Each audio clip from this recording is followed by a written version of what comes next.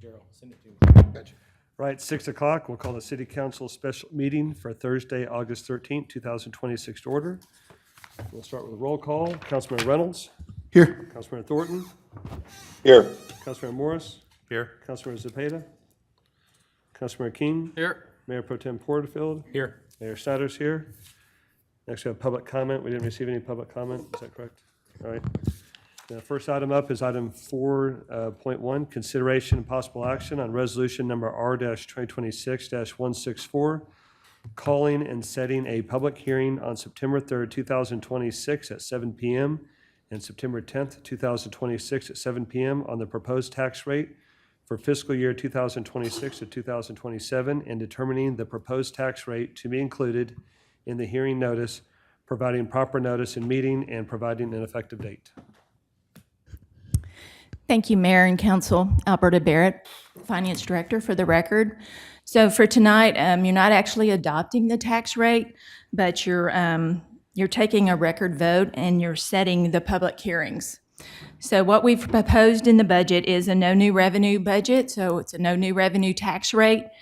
The M&O portion of that rate will generate $16,348,414 to the general fund.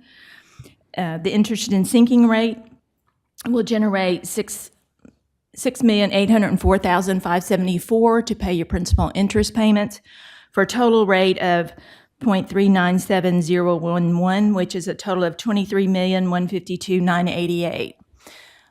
So if whatever rate you set at this meeting, it can be changed. It cannot be raised, but it can be lowered. And then depending on what you set the rate at, it will depend on how many public hearings you need to have. So the first one that we have scheduled would be September 3rd.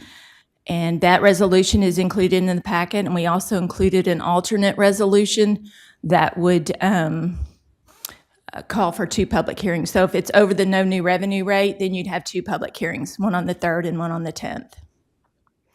So it just depends on which way you go. All right, thank you.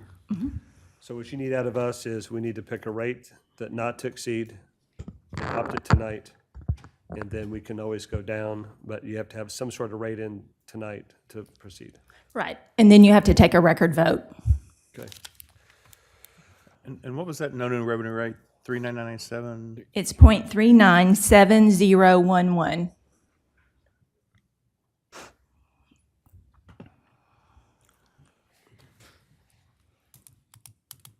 Questions?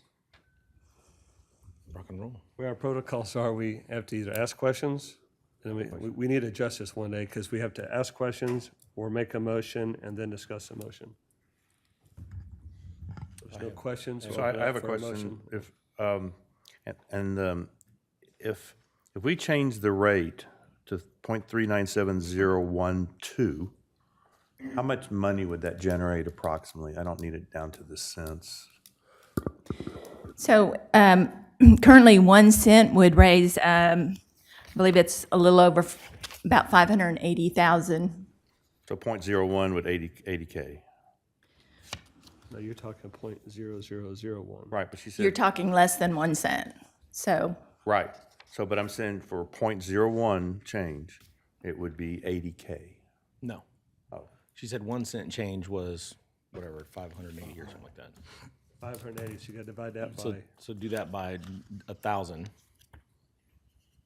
or whatever the Aggie math don't work on that one, but whatever the math is. he's the engineer. Yeah, I'm not an engineer. He'll get I us still there. haven't heard of it. My hearing's bad. What was it? Okay, Cent is council, 580,000, and you're wanting to go by, For 0.01. right, and you're wanting to change it by 0.00001. Right, So you had to divide that by 1,000 by 10,000. 10,000, there you go.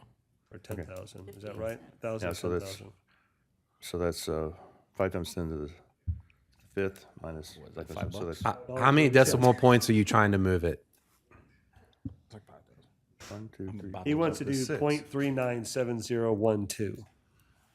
Okay, It's so 0.11. so now. you're trying to move it 6 decimal points. Yes. Okay, so you would take 580,000 10 to the fifth. and move it 4 decimal points in. To the fourth, okay. So it's 500, So 580,000 would become 5,800. 58,000, right? 580 would become 58 with 1 decimal point. Right, 58,000 become 5,800 with 2 decimal points. right. It would become 580 with 3 decimal points, and it would become $5.80 with. Right. Yeah, sorry. Yeah. Thanks. 58. That'll cover snacks for a week Yeah, I know. upstairs.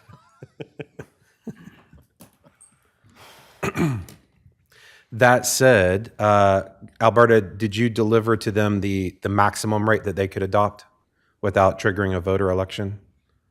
No, sir, but I can do that now. Oh, yeah, the vote approve rate. So the voter approval rate, so you could go up to this rate, but, actually just below it. So the voter approval rate is 0.428517. And in total, that would be almost 25 million to the general fund. That would be 17,735,774. So almost 1.3 over the no new revenue rate in the general fund. And what is it right now? What is As today? the current tax rate? Yes. 0.338 something? Yes, 0.385928. Okay.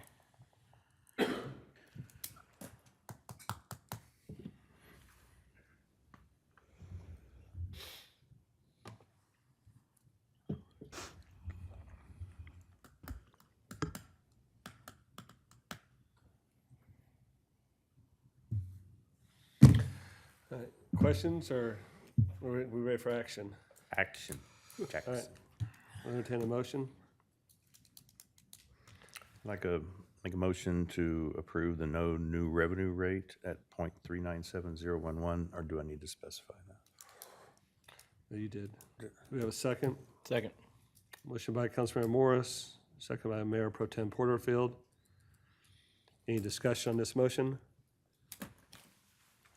So this means, just to clarify for you guys who are new, it means whatever happens in the budget, whatever we find, whatever we decide we want to do, whatever we do, it cannot go above this rate. So any additional dollar you spend, you got to basically cut it somewhere else, if this were to pass. All right, any other discussion? All right, please call the vote. Mayor Pro Tem Porterfield? Aye. Mayor Snyder? Aye. Councilmember King? Aye. Councilmember Morris? Aye. Councilmember Reynolds? Aye. Councilmember Thornton? Aye. Motion passes 6-0. So Mayor, before you leave this item, could I get you to also set the public hearing date, which would be September 3rd? Oh, yes. And that's it, we don't do September 10th then? That's correct. If you keep it at the no new revenue rate, you just need the one public hearing. So you'll have the public hearing and adopt the budget and the tax rate all on the 3rd. All right, so I'll make a motion that we set the public hearing for September 3rd, 2026 at 7 PM. Second. Second by Mayor Pro Tem Porterfield. Any discussion on that? Hearing none, please call the vote. Councilmember King? Aye. Councilmember Morris? Aye. Councilmember Thornton? Aye. Mayor Pro Tem Porterfield? Aye. Mayor Snyder? Aye. Councilmember Reynolds? Aye. Motion passes 6-0. Thank you. Yes, ma'am. All right, next we have item 4.2, consideration possible action on ordinance number O-2026-037, calling a bond election to be held in the city of Hutto, Texas on November 3rd, 2026, making provision for the conduct of the election and resolving other matters related to that election.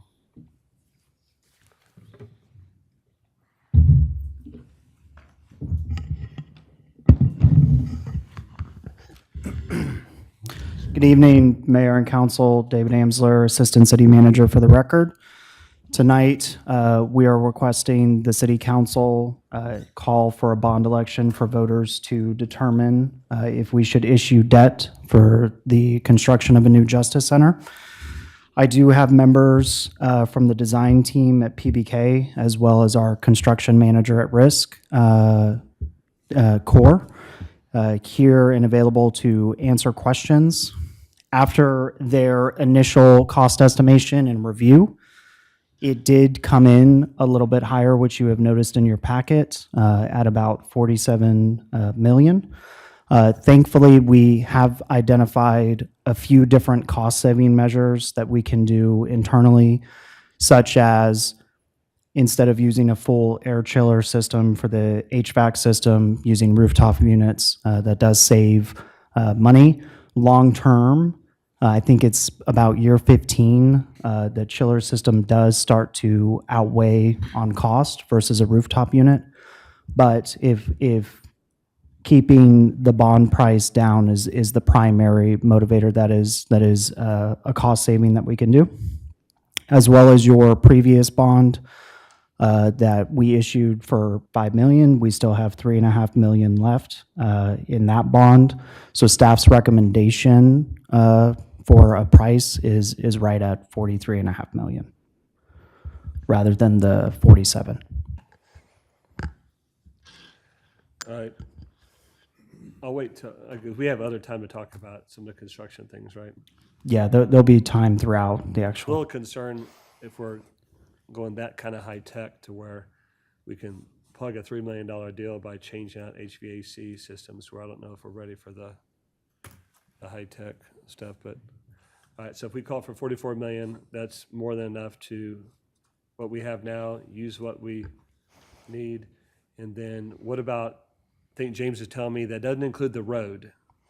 That's going to be, Correct. We're looking at anywhere between 300, 200, 300,000 for the building of that road. We could also have internal staff build that road. There are several cost-saving measures that we can do throughout this program.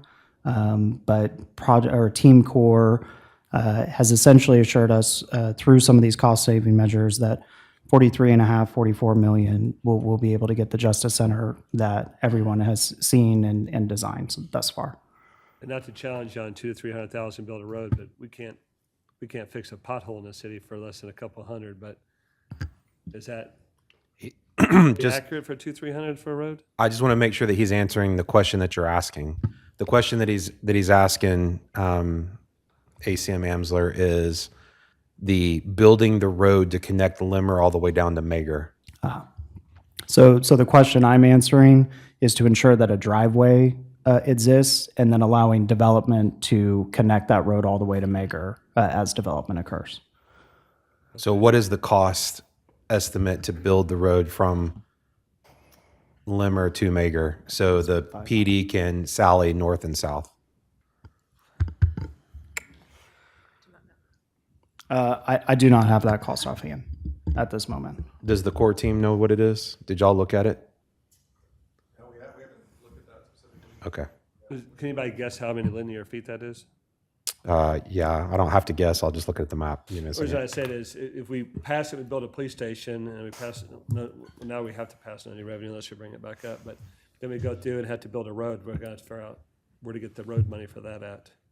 And so to me, it's all, in my opinion, it's all part of the police station. And so it ought to be the full package to the voters, ought to be, this is what it costs. Otherwise, Chief's going to want different tires and different trucks because he's going to be going over roads on the land. And it is approximately 2,000 linear feet.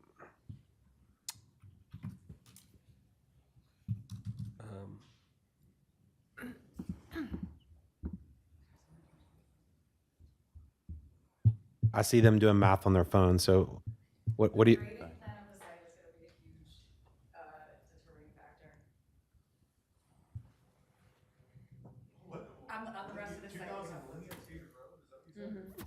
From Limmer to Mager is 2,000. Road that we have, the driveway that essentially we priced before, I want to say was 350 feet, maybe 400. So we're talking about 1,000 of 5 times 300, times 300,000. yeah, so a couple million.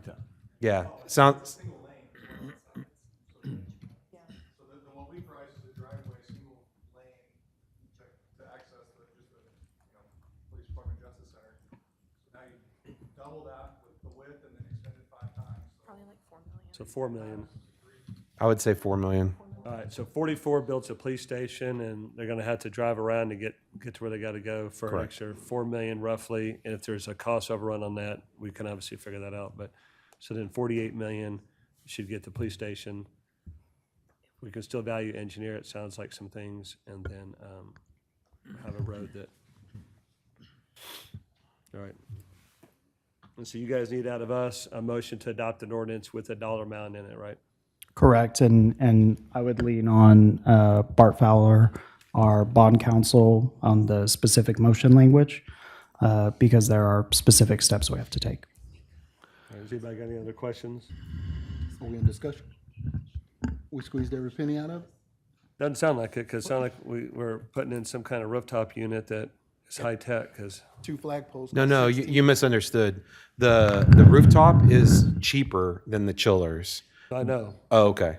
but the chiller was in there, so if that was, we already cut that out. That first thing Correct. leads me to believe is, what else do we have that's in there that's like, hey, do we really need Well, that let- bell and whistle?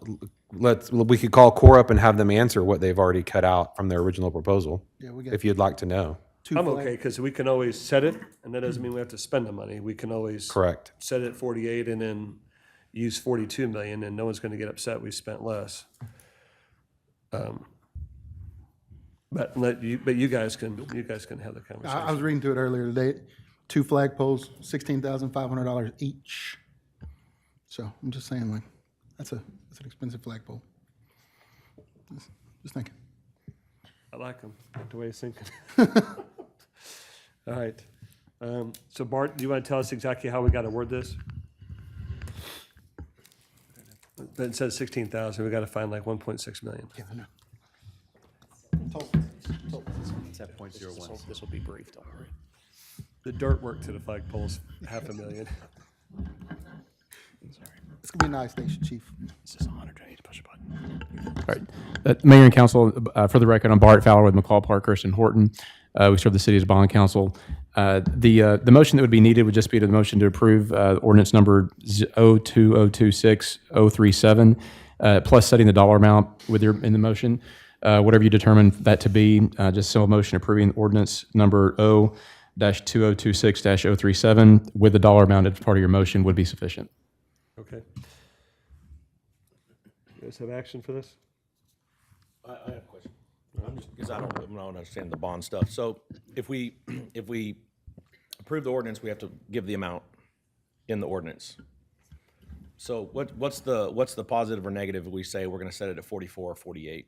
Is there, like, from a bond perspective? It caps obviously caps the amount of bonds you could issue. You don't have to issue the full amount. Sure. The way this is written is for public safety facilities to include your justice center for the police station, and police department.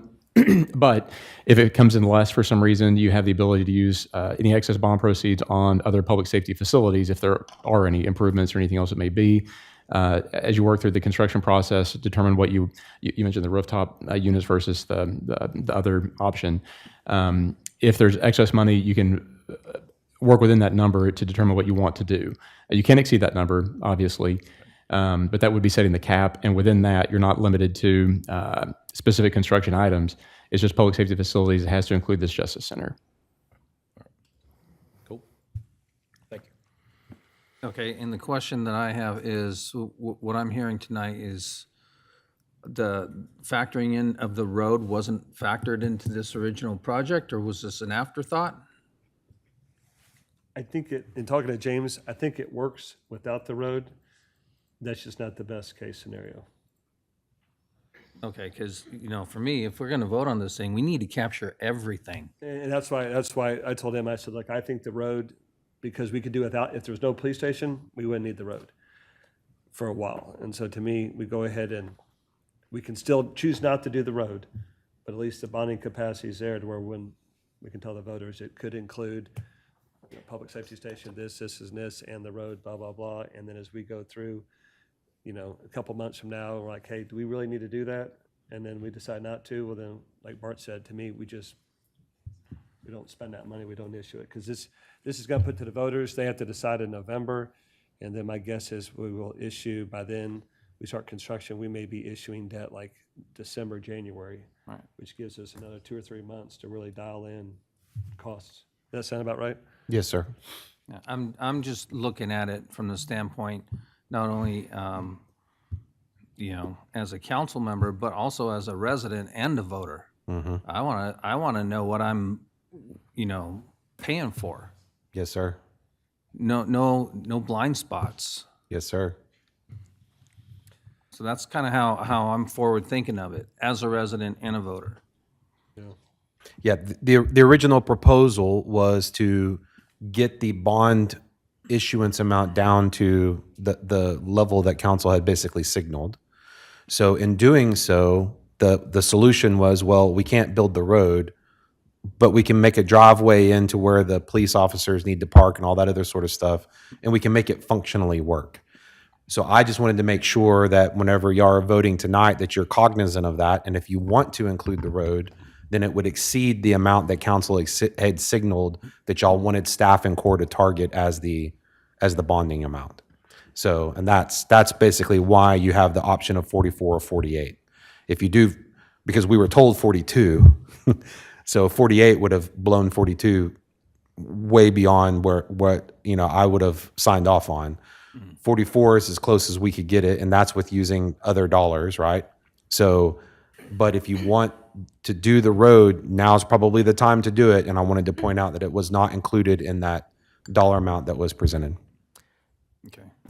May I offer something? Kate Moriarty, Executive Director of Administrative Services. We just further confirmed, generally, the construction of a road would not be included in this bond determined number that you would motion to go out for bond for. The finance director and myself have been working with our consultants on our road projects to get updated estimated construction costs so that we can understand how much do we actually maybe already have that would inform the additional amount that we would probably come back to council for when we do go out to bond for the roads that we've motioned and moved up to fiscal year 27. What's that additional delta that we need funding for this road?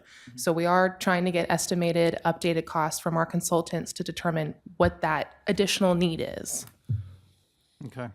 But But we're I voting on this, understand. but we're voting on this tonight. Understood. All right, we'll make a motion to one- approve ordinance number I'm sorry, Mayor. One last comment that we were discussing, just to emphasize, under Texas law, you have to have single-purpose propositions, and the Justice Center is one project, and you've indicated that this road is, in your mind, part of that same project. So I don't have any significant issues with including access to the facility you're trying to build as part of one proposition, but it does raise a question, and to the point that was made, the road itself would fit better within your road, street, CO that's anticipated sometime next year, once you know whether this passed or not. Doesn't mean you can't do it, but there are questions about it. It's cleaner, legally a little bit better if you included it in your overall street road certificate of obligation later, but I think you have some discretion on what you want to do. All right. So I'll make a motion that we approve ordinance number O-2026-037 as presented with a bond amount of $48 million. Second.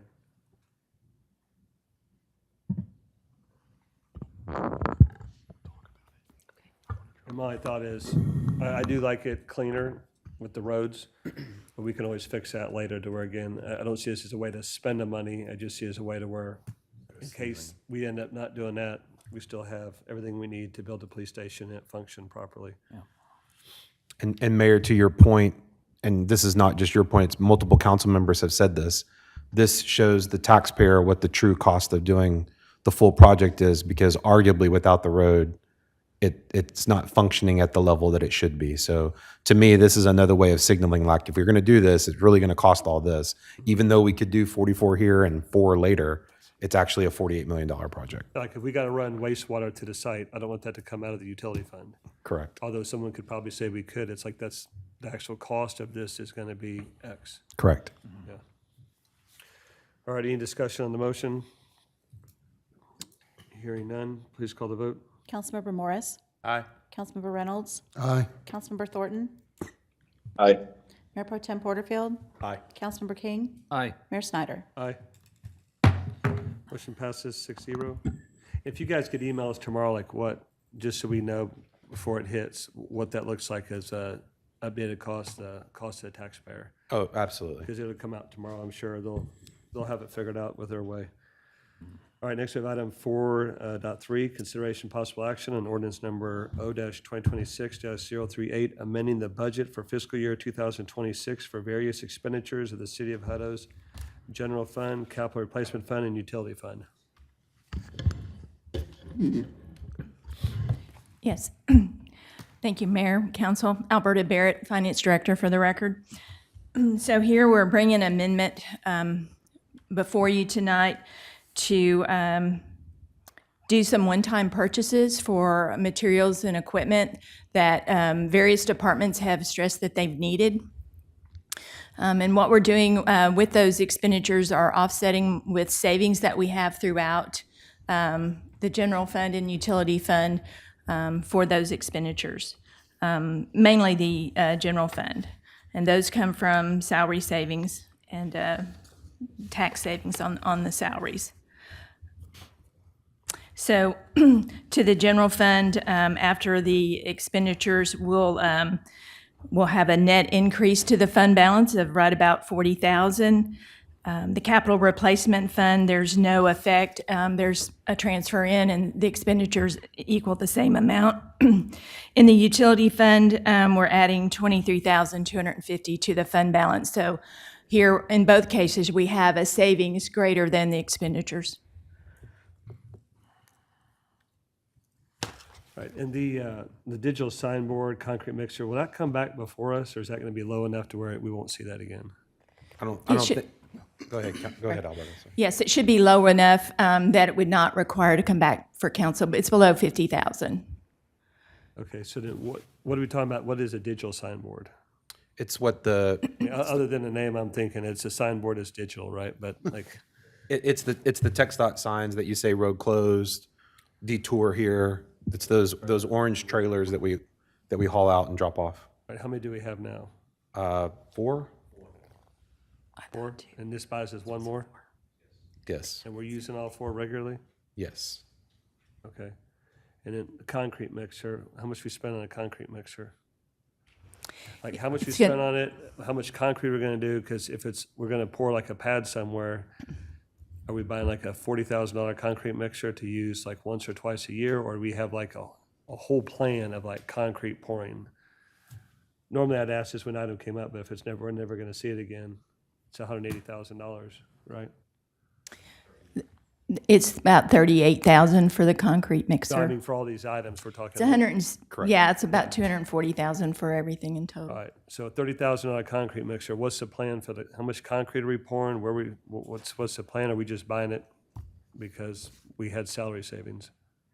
And the reason I'm bringing this up is, I talk to city managers about this all the time, I hear different staff members occasionally go, well, we had money in the budget.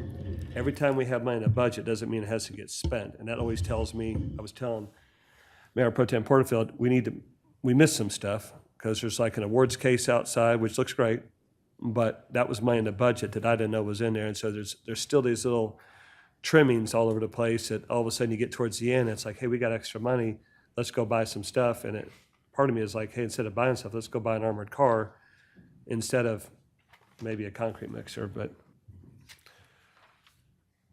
Rick Coronado, Public Works Director. So to answer your question is currently the process that we have right now, when we order concrete, it's a 7 yard truck. And so we don't have the flexibility of doing that work locally in the same neighborhood. So a lot of times some of that mix will have to go back. This allows us to be more efficient in the sidewalks, curb and gutter, any of the ramps that we currently do year round, to be more efficient and also extend not only the quality of our product, but also the duration in which we do this work, which will also get shortened. so you're saying like if you got to pour like a pad of sidewalk, a couple panels or something, this will allow you to do that? It allows us to do smaller jobs and with quicker turnaround than having to schedule all these different locations at one time for How one many yards truck. is this truck? As I say, This is the one you're is asking this a for? truck or is this like a handheld thing you throw some bags of Quikrete in? This is a concrete mixer that's on a trailer mount Okay. that you attach to the back of a vehicle. couple yards. or And so it's like 3 yard versus order. Yeah, a- because if you a larger order, truck. say you need 5.5 yards, you got to order the whole 7. So you're paying for 7, but you're only using 5.5, maybe 5. I don't know. I ordered 4 yards. Gerald, true. For a $5 a patio yard, one yeah. time, and I ordered 4 yards, but I didn't know. Nowadays, you can't just order what you need. No, they have minimums. I mean, it costs more, but, Minimum. Yeah, there's There's a minimums. minimum. all right. And we're gonna pour enough concrete that's spending $30,000, and this is gonna. 38. 38, this is gonna get used enough, or is this gonna be like the street sweeper to where we never see it, but we spent money on it? No, we have the need to do this year round. That's why we have to hire a contractor to do these kind of smaller jobs, because we get them periodically. We just don't have the turnaround time that we need to with the larger, you have to plan them out. So in the last 2 years, I would say this would pay for itself. Okay. So you're, Good stuff. We can tell the. as I say, so you're looking, coming forward, you're going to see the concrete budget kind of dip down just a touch. I think that's the to way we sell it. offset, right? I think it's the way we sell it to the public, whereas before we've done Hopefully. like we bought the Christmas tree, we got crucified for that, and literally it was like, guys, it's like a once in a lifetime purchase. It's gonna be years before we buy that again, but I know on each one of these individual things, everybody who has a bad piece of sidewalk is gonna go, when are you gonna do my sidewalk? And I think if we tell them it pays for itself in a couple of years, that's good. So what are we getting for this 240K besides the concrete mixer and a Sign. digital flashing sign? sign. What else are we getting? So the major items would be some software throughout various departments, a pressure washer and trailer, which was really a request that was in 27 that was not being able to be funded, so we funded it out of 26 savings. A dump trailer, some attachments for the Avant, a Sand Pro. So those are your major items. Power BI for strategic operations, watch out. You're going to start doing some metrics, David? All right, motion to I approve. have a question. Oh, For, on the new software and equipment, does that include any maintenance or software license? Is it a subscription service or is it a one-time cost? Most of them are one-time cost. It's like a capital project, construction software. Also looking at a package for ClearGov to make some of our budgeting processes easier. So That's fine, thank you. I'll make a motion, we approve ordinance number O-2026-038 as presented. Second. Any discussion on the motion? Hearing none, please call the vote. Councilmember Thornton? Aye. King? Aye. Councilmember Morris? Aye. Councilmember Reynolds? Aye. Mayor Pro Tem Porterfield? Aye. Mayor Snyder? Aye. Lost track, was that 6? Yes. Motion passes 6-0. All right, next we have item 4.4, consideration and possible action on resolution number R-2026-165, approving a joint election agreement and contract for election services between Williamson County Elections Administrator and the City of Hutto for a special bond election to be held on November 3rd, 2026, and authorizing the city manager to execute the contract. So I'll make a motion that we approve resolution number R-2026-165 with the change in paragraph 4 that the city of Hutto is finding the voting locations. Second. Can you repeat the change in section 4? Where it says that the elections administrator shall select and arrange for the use of the election day voting, that the city of Hutto shall select and arrange for the use and payment of election day voting locations. This is in the It's the resolution. first line of part 4, or section 4, it says Section voting, 4. voting locations. Resolution shall take effect immediately upon passage, section 4. What I'm And reading. I'll make that change since they send us an email and they just say, well, we couldn't figure it out. Can you use City Hall? If we're going to be the ones working on it, I think what I just say going forward, we'll figure it out. And we'll let you guys know where it's going to be, and then they can tell us if it works or not. Thank you. All right, any other discussion? Hearing none, please call the vote. Mayor Snyder? Aye. Councilmember Reynolds? Aye. Mayor Pro Tem Porterfield? Aye. Councilmember Thornton? Aye. Councilmember Morris, Aye. Councilmember King. Aye. Motion passes 6-0. I think that means like half the room can go now, right? 'Cause Yep, pretty much. try to get you guys out of here before dinner. All right, next. Not you, Chief. The moment we've all been waiting for is our joint meeting with the Planning and Zoning Commission. I'll turn this over to the chair, Rick Hudson, for roll call.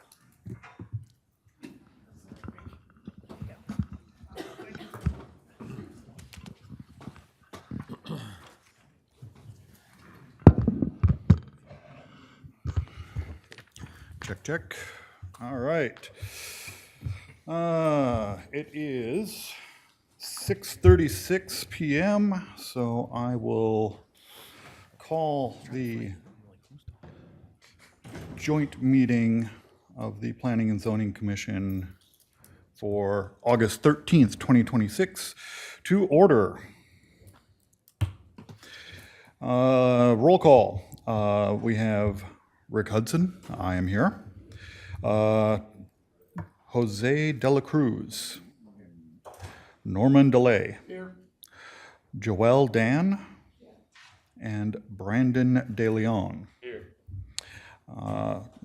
Vice Chair Tony Wirtz is not present, and Corey Hall is not present.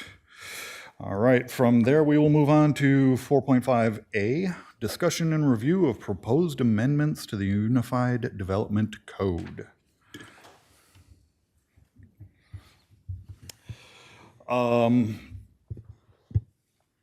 For Howard to present. It is Howard to present, yes. All right, Howard, you're up.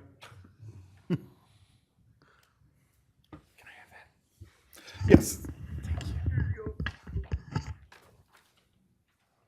Can you make it taller?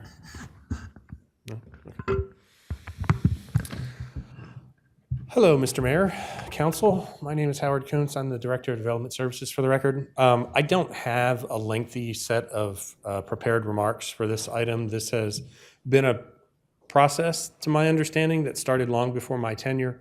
What you have before you this evening are two versions of what are effectively the same document, the city's Unified Development Code.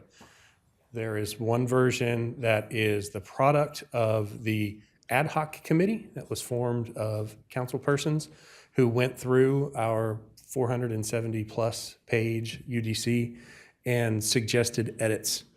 The second document, which starts about halfway through the nearly, 800 pages of attachments this evening, roughly halfway through is a version that we have termed the working version of P&Z. The P&Z looked at your recommendations, the ad hoc committee's recommendations, and made their own edits to that same document. And this meeting, I understand, is to compare and contrast those changes and have discussion on where they are and what the language should read moving forward. Probably better to avail myself to questions rather than try and make any presentation. So anything anybody wants to ask. All right, so the first red line, that's what we came up with on the subcommittee? Yes, the first document, the first, did you do the count?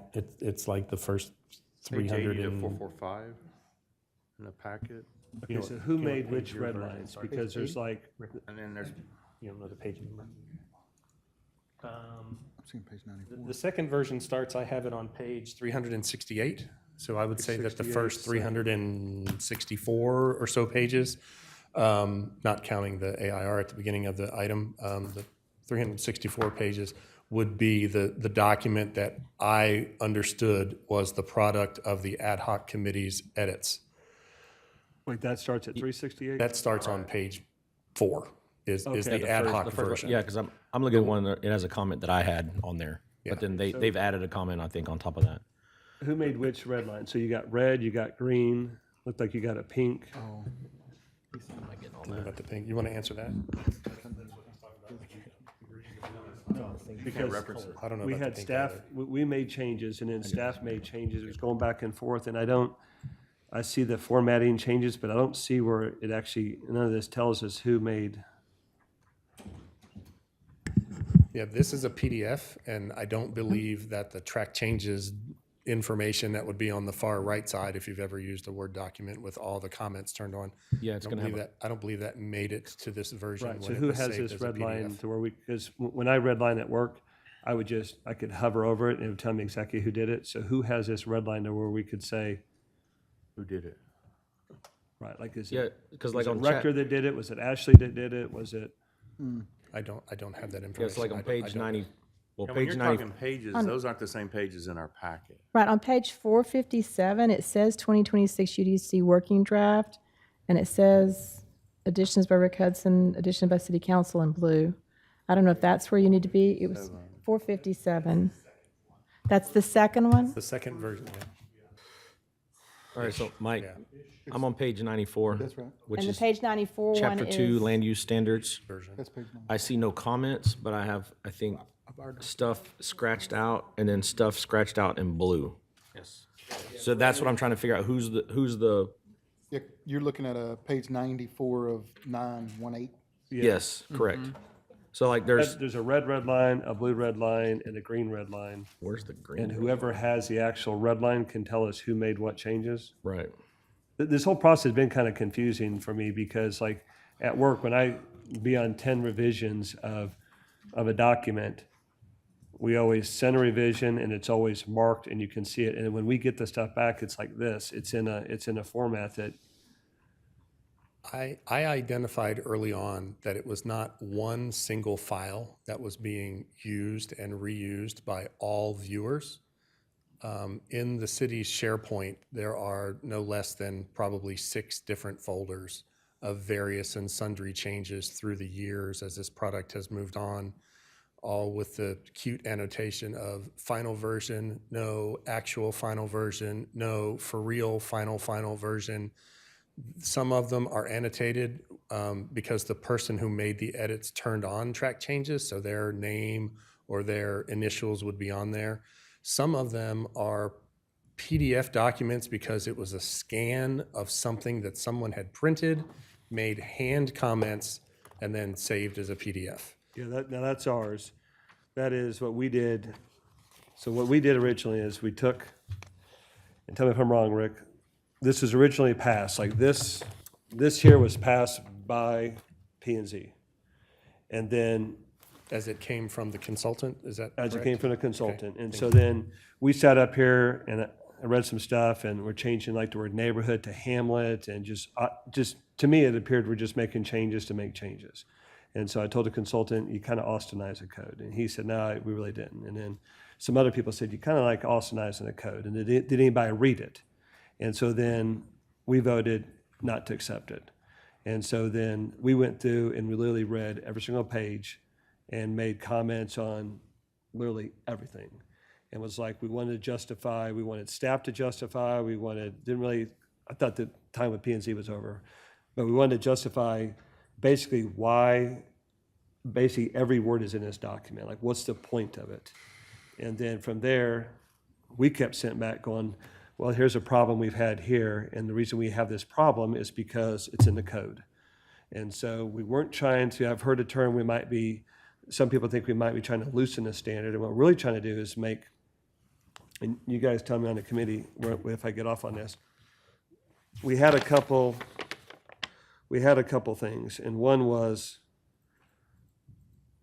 we wanted it to where, I'm trying to think of the notes, we had it throughout the big one was we didn't want staff discretion throughout it. It used to just be either you or the city engineer, a whole bunch of items would come up. And one of the examples I would use is that you could have a detention pond built in a building setback up to 25% with the planning director and city engineers okay.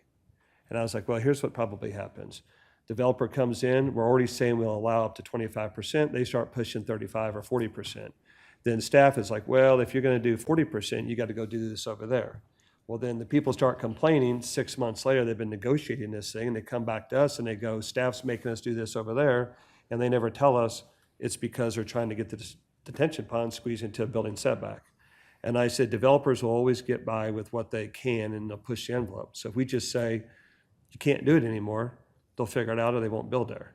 And then that way you guys you lose your leverage ability to negotiate on other matters that we're not interested in being discretion, and it should just go cleaner and simpler. And so we kind of went through, and every time we saw that bless you, and I think it started going to development staff, but every time it was like director or city engineer had discretion, we took it out and was like, no.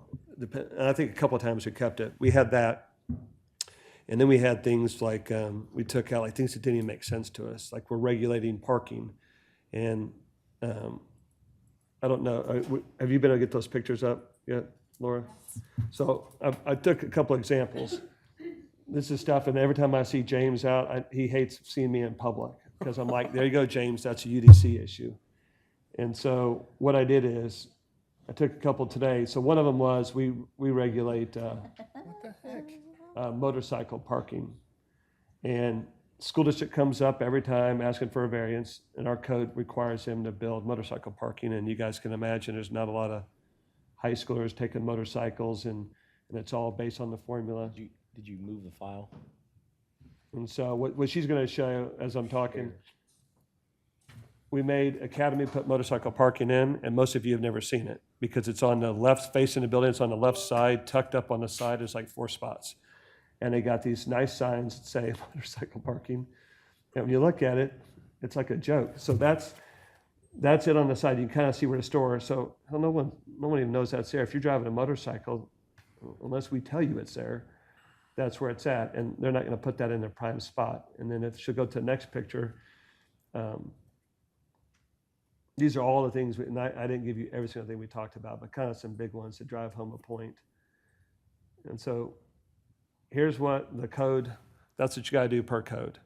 Now, we don't tell where to put it, and so we kind of said is why are we determining, one, that they need motorcycle parking, and why are we determining even if they need parking, how much they need parking, how many spots? If you're in Central Texas, we limit you on your parking. If you go to North Texas, they tell you don't have enough parking. And we kind of took the position of Academy knows how much parking they need.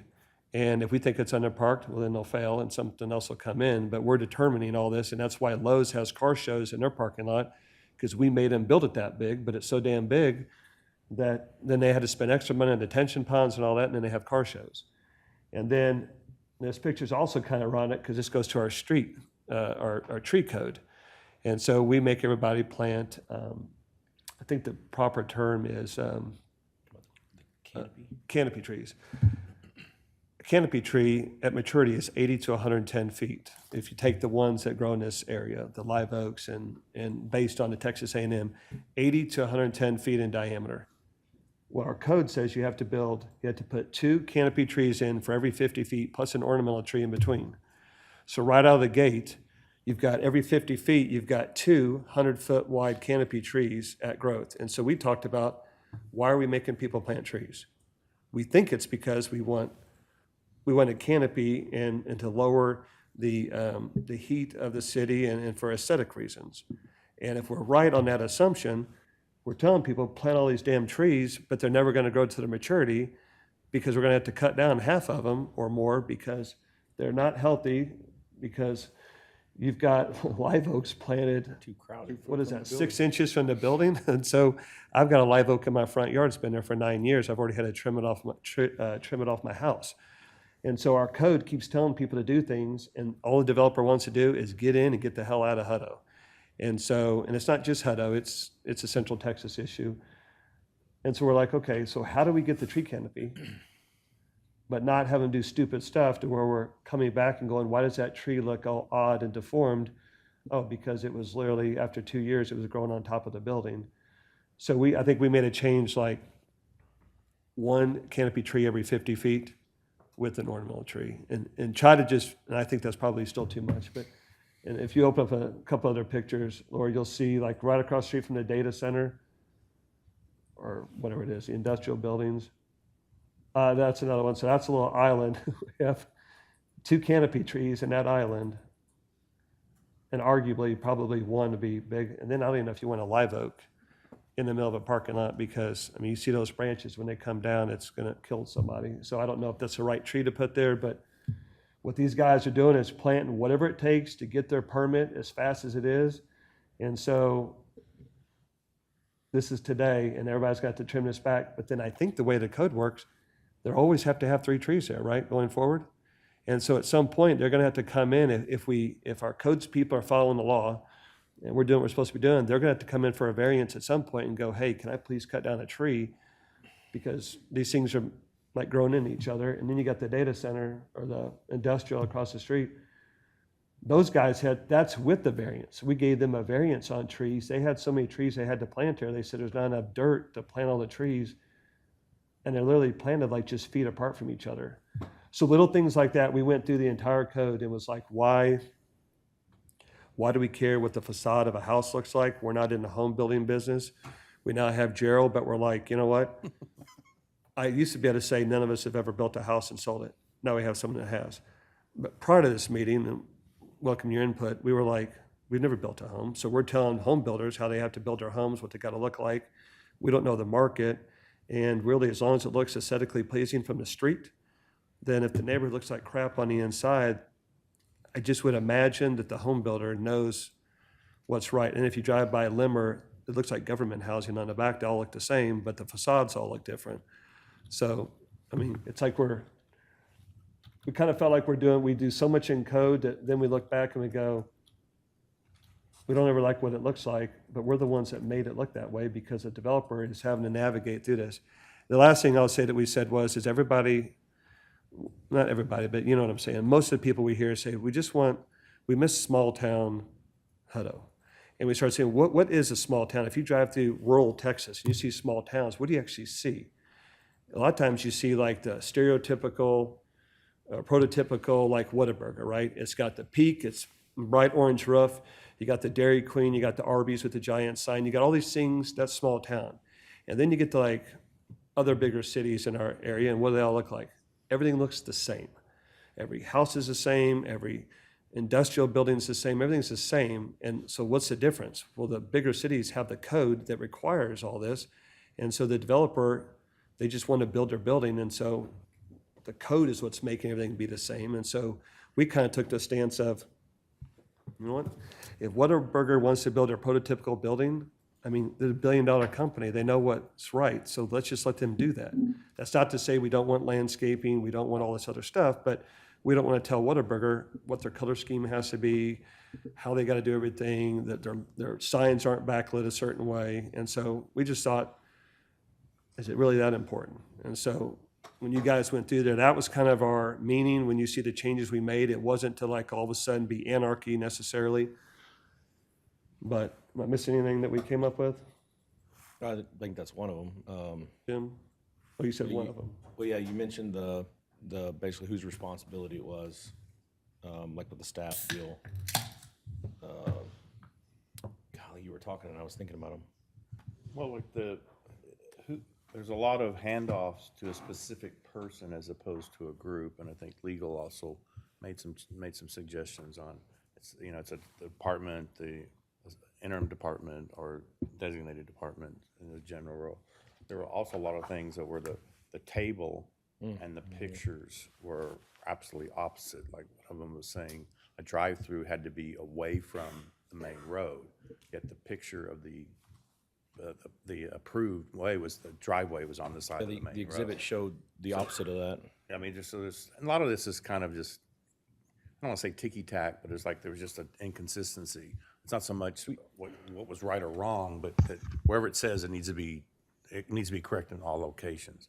Yeah, and then also referencing to the engineering manual, not having duplication in the engineering manual and what was in the UDC. So if we have to make a change, we make it in one place in the manual, and the UDC would just reference the manual. So little things like that.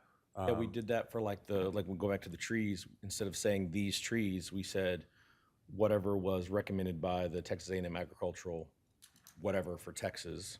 That way, if that changes, then whatever we have automatically changes. Mike, you may know more about this, but I know we made a lot of changes on signs. Yeah. Well, there's two things we left for staff. One was, if you go to like pages in the manual, if you start off on, Those pages aren't gonna. so in the existing UDC, The existing or the one recommended by the firm? the existing, because it didn't get changed, we have when it comes to lot sizes, this is how crazy I think it gets. Oh, 2 trees on a 50-foot lot or something? We have 23 pages just devoted to lot sizes and setbacks to the lot sizes. Like if you have a lot, you're building a house in the AR agricultural rural district, there's a setback, size of the yards, minimum, maximum, all that. And it went through a legacy single family, then a neighborhood hamlet. Again, I don't know why hamlet had to be changed, but hamlet, and so it goes through, and then it's like, depend on the size of the yard, depends on rear entry and all these things, and we're just like, good God, like there's 23 pages just to lot sizes, and we're like, at the end of the day, you look around, and as long as, not being facetious here, we just said, as long as you don't hear your neighbor yelling at her husband, or the husband yelling at the wife, because some of these houses are so close together, the air conditioners are offset because literally you have to go in your neighbor's yard to cut the grass, because that's where like, why don't we just set a 5-foot setbacks? Why don't we just say, we don't care what the hell you're building, because the state's already coming down that way. It just can't be less than 7.5 feet, I think is what we came up with. And that way you got the ability to run a mower on the side of it. Because right now we got 23 pages devoted to everything, and sometimes it's a 10 and sometimes it's a 5, and we're like, how do we just make it? So we kind of left that with staff, like figure that out. And then to the sign deal, Howard, I love this one. We're like, look, nobody understands the sign code. The sign people don't understand it. I think sometimes staff doesn't understand it, because we've had, before you got here, we had debates on the silos about the signs. Do they meet code, not meet code? And we were like, look, I think what we told Matt and Ashley were, simplify this or we'll go crazy, and what we'll do is we'll just have all signs approved through a consent agenda. And they're like, oh my God, you don't want to do that. And we're like, it'd take too long. We said, no, it'd be really easy. If you're building a Chick-fil-A pole sign, I've never seen a bad one. We'll see it, yep, good to go, done. If we see a discount tire that's on a cheap pole with a cheap sign, we look at it and go, nope, don't like it, dress it up. And then staff, after a few months, can go, hey, you can pay your $5,000 to submit your application, whatever it is, but I can tell you now, they keep saying no to those, and you'll have to reapply, and you might want to dress it up a little bit, because right now the sign code, I permitted signs for a living. I don't even understand our sign code. And so we were like, simplify it, or we'll just cut it all out, and we'll just do it real quick. And so we left, I think that was the 2 big ones we left for staff to like figure this out. Otherwise, like, we can always add code back in, but we'll start with nothing and then rebuild. Because I don't think we're concerned about LED. We didn't really want flashing, but we're like, we're always trying to, I think James says it, there's always, how do you say it? There's always like a loophole we're trying to solve. And so developers, all they do is just spend more time and energy. They still find a loophole. Yeah, so a lot of the reason that codes exist is because developers were bad partners and came to town and rules got put in place. That's generally how it works. Now, some of this stuff is just, well, hey, if we're fixing all the loopholes and all the ways people can sneak through the rules and get something that we don't prefer, okay, let's go ahead and adopt other rules too. Certainly there's some of that happened in there over the course of Hutto's history. But in my experience, being in towns that are high growth, the developers, most of the developers that come to a Hutto, at least in the beginning stages of growth, are not there for the benefit of the community. They are there to make money, maximize their profit, and get out. And you may be like, hey, that's perfectly cool. But that's how you end up with roads too narrow. No, the houses look like crap and they're all falling apart. They're all turning into rental properties. There's no trees, there's no green space, there's no parks, there's none of the things that make people want to live in a neighborhood and allow the property values to stay stable and or increase in value, which is super important to a city. Because if your residential stock is just consistently depreciating, that becomes a problem. So now, overcorrections, sure, there's definitely some of that. The 23 pages, I haven't looked at the 23 that you're looking at, but since you were going through all the different zoning designations, well, that's because each of the zoning designation is meant to feel differently. And each time you go for a feel, that is how big are the lots, how far is the house back from the road, where are the trees planted and that sort of stuff. That's generally what happens. So you could have fewer options and therefore reduce the rules that people can apply to or comply with. Like that works, but generally speaking, that's why. Like for example, if you're like, hey, small lots. How big are the houses? Y'all build bigger houses, right? Okay, so 35-foot lots. That's generally like the smallest I've seen that isn't attached somehow, some way. Talking about 35-foot wide? 35-foot wide. A lot. The lot itself. That's the smallest I've. Don't have any of them in Hutto. Well, thankfully, but that's the smallest I've seen. All right, so you take a 35-foot lot and you put a garage on it that's 20 feet.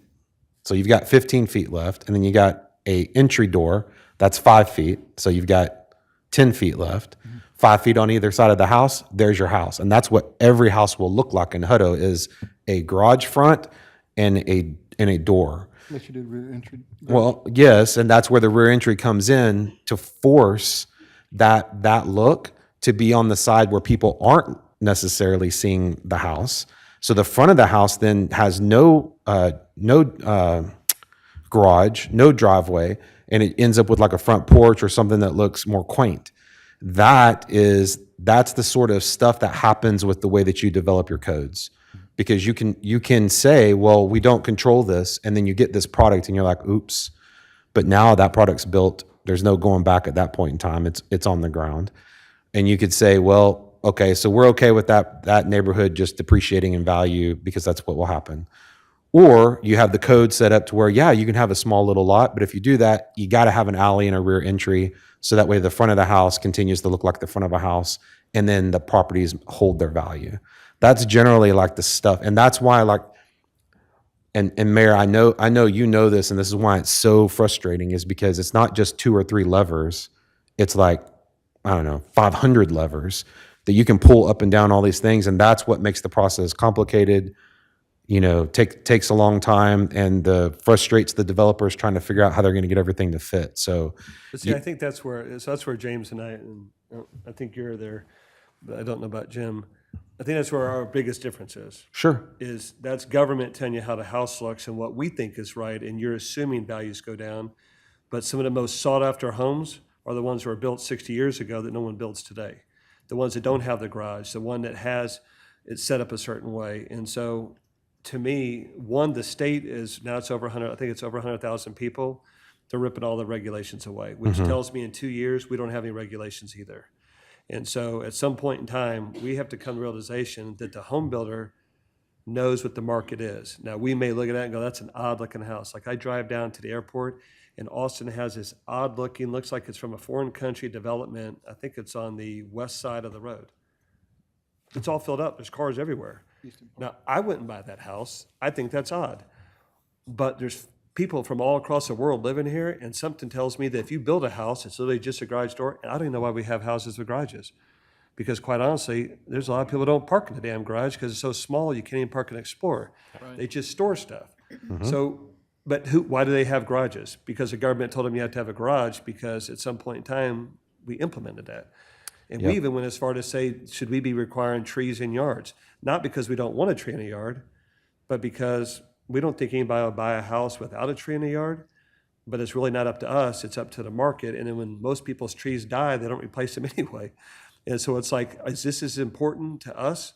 So all these other things, and I'm sitting there, we were talking like, at one point, I think you and I talked, the house may go vertical, like almost like in San Francisco, if it's too narrow of a lot. But is that a bad thing?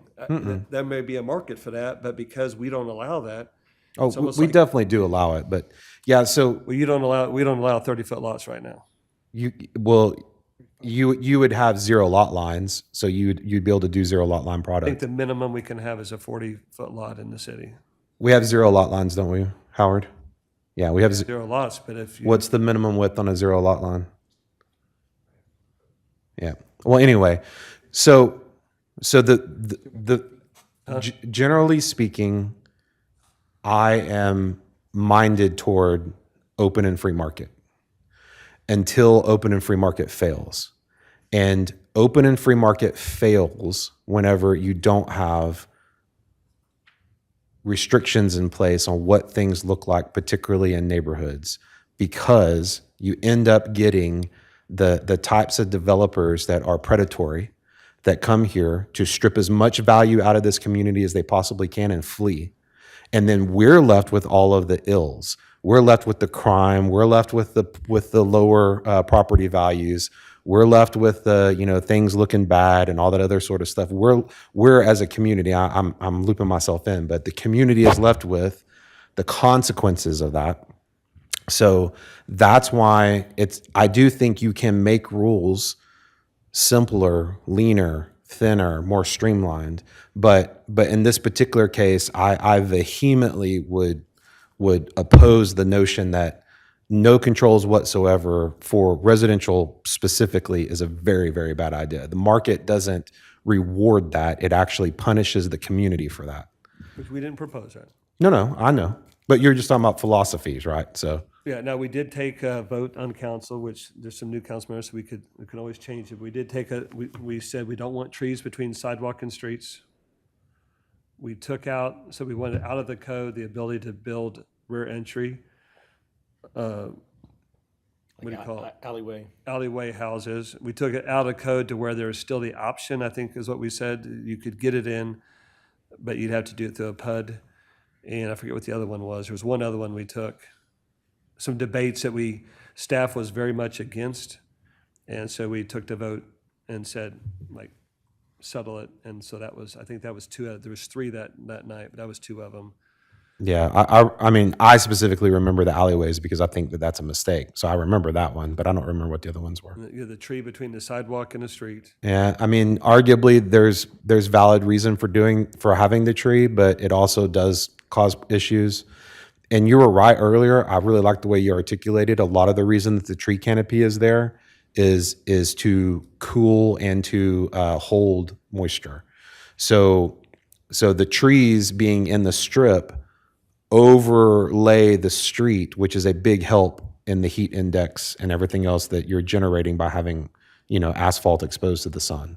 So that's why generally they get put there, but arguably you don't, if you have the trees in tree wells, they're okay. But if you don't, then over time you have heaving sidewalks and the things that I think y'all were concerned about. So, you move them back on the other side of the sidewalk, you probably will still have heaving sidewalks, but you'll get less of the cooling effect on the infrastructure and more on the yard and on the house.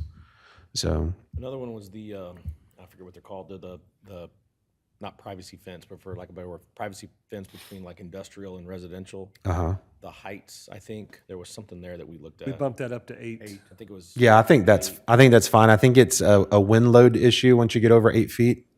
I think that's why 8 feet tends to be the cap. I think it was at 6. It was at 6, and there was various steps, and we said just cut all the steps out and just say 8. That way, because the developer will always push for 6 and try to get, because I do agree, developers go for the cheapest way, and so then we're like, well, just make it 8, and that way there's no debate, and so they can either build or not build. And I just want to, I don't think every developer is like that, but the vast majority of them are. And no offense, but That one's not, yeah. but the rest of them are. Well, the ones that are targeting a specific clientele in a specific market, they're going to do above and beyond and all that. But that is not generally the home builders that get attracted first to a community like Hutto that is small and growing and has lots of open space. It's usually production builders. And they are not interested at all in doing anything above and beyond the absolute minimum of what they have to do in order to get their stuff built, sell it, turn it over, and get out. So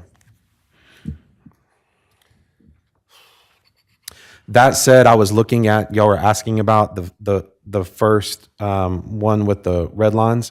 That's the exact PDF that was posted into the council message board in January 15th. So that's where that PDF comes from. Now, who the markups are and which color, I can't tell who that is. Yes, you can. It's on page 446. They said that was the second version. Right, there's no markups in the first version. No, there's mark. There's definitely markups starting on page 94, chapter 2, land use standards. So there's some comments there. I have red line, blue line. I think what was the question is who did the red line? Well, I'm saying I can't tell because when I open up the PDF that was uploaded to the council message board in January, it doesn't indicate who those are. But if you go to page 446, 446, it starts the second version, and then it does say at the top, correct. red line, blue is this, green is that. Correct. Green is Rick and blue is UDC subcommittee. So if you open up the council message board, January 15th, UDC, every one of the PDF files that were uploaded, Chapter 2 Land Use Standards, this is that file, exactly. 445. Not the bottom of the page, but the PDF 445. Wherever your page is. Where's the, well, here, I'm on 445, and I don't have that. See? I'll find it again. 457. 457? 457 was the UDC work, 2026 UDC. Yes, working draft. Addition by Rick Hudson and That's a working green draft. and blue. Final draft. City Council UDC subcommittee. Okay, so Rick, do your comments take into account everybody's comments? So the No microphone?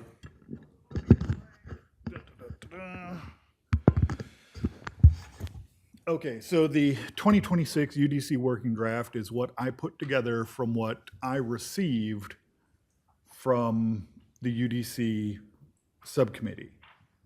I did not receive the handwritten notes. I did not get a copy of that. Right, but let me back up. So Okay. the green comments that are you, Yes, is that just yours, or is That's that a just me. compilation? So, that is just me. have you guys all read all 900 pages or whatever this? No? I've tried to go through it myself, gave up about halfway. Yeah.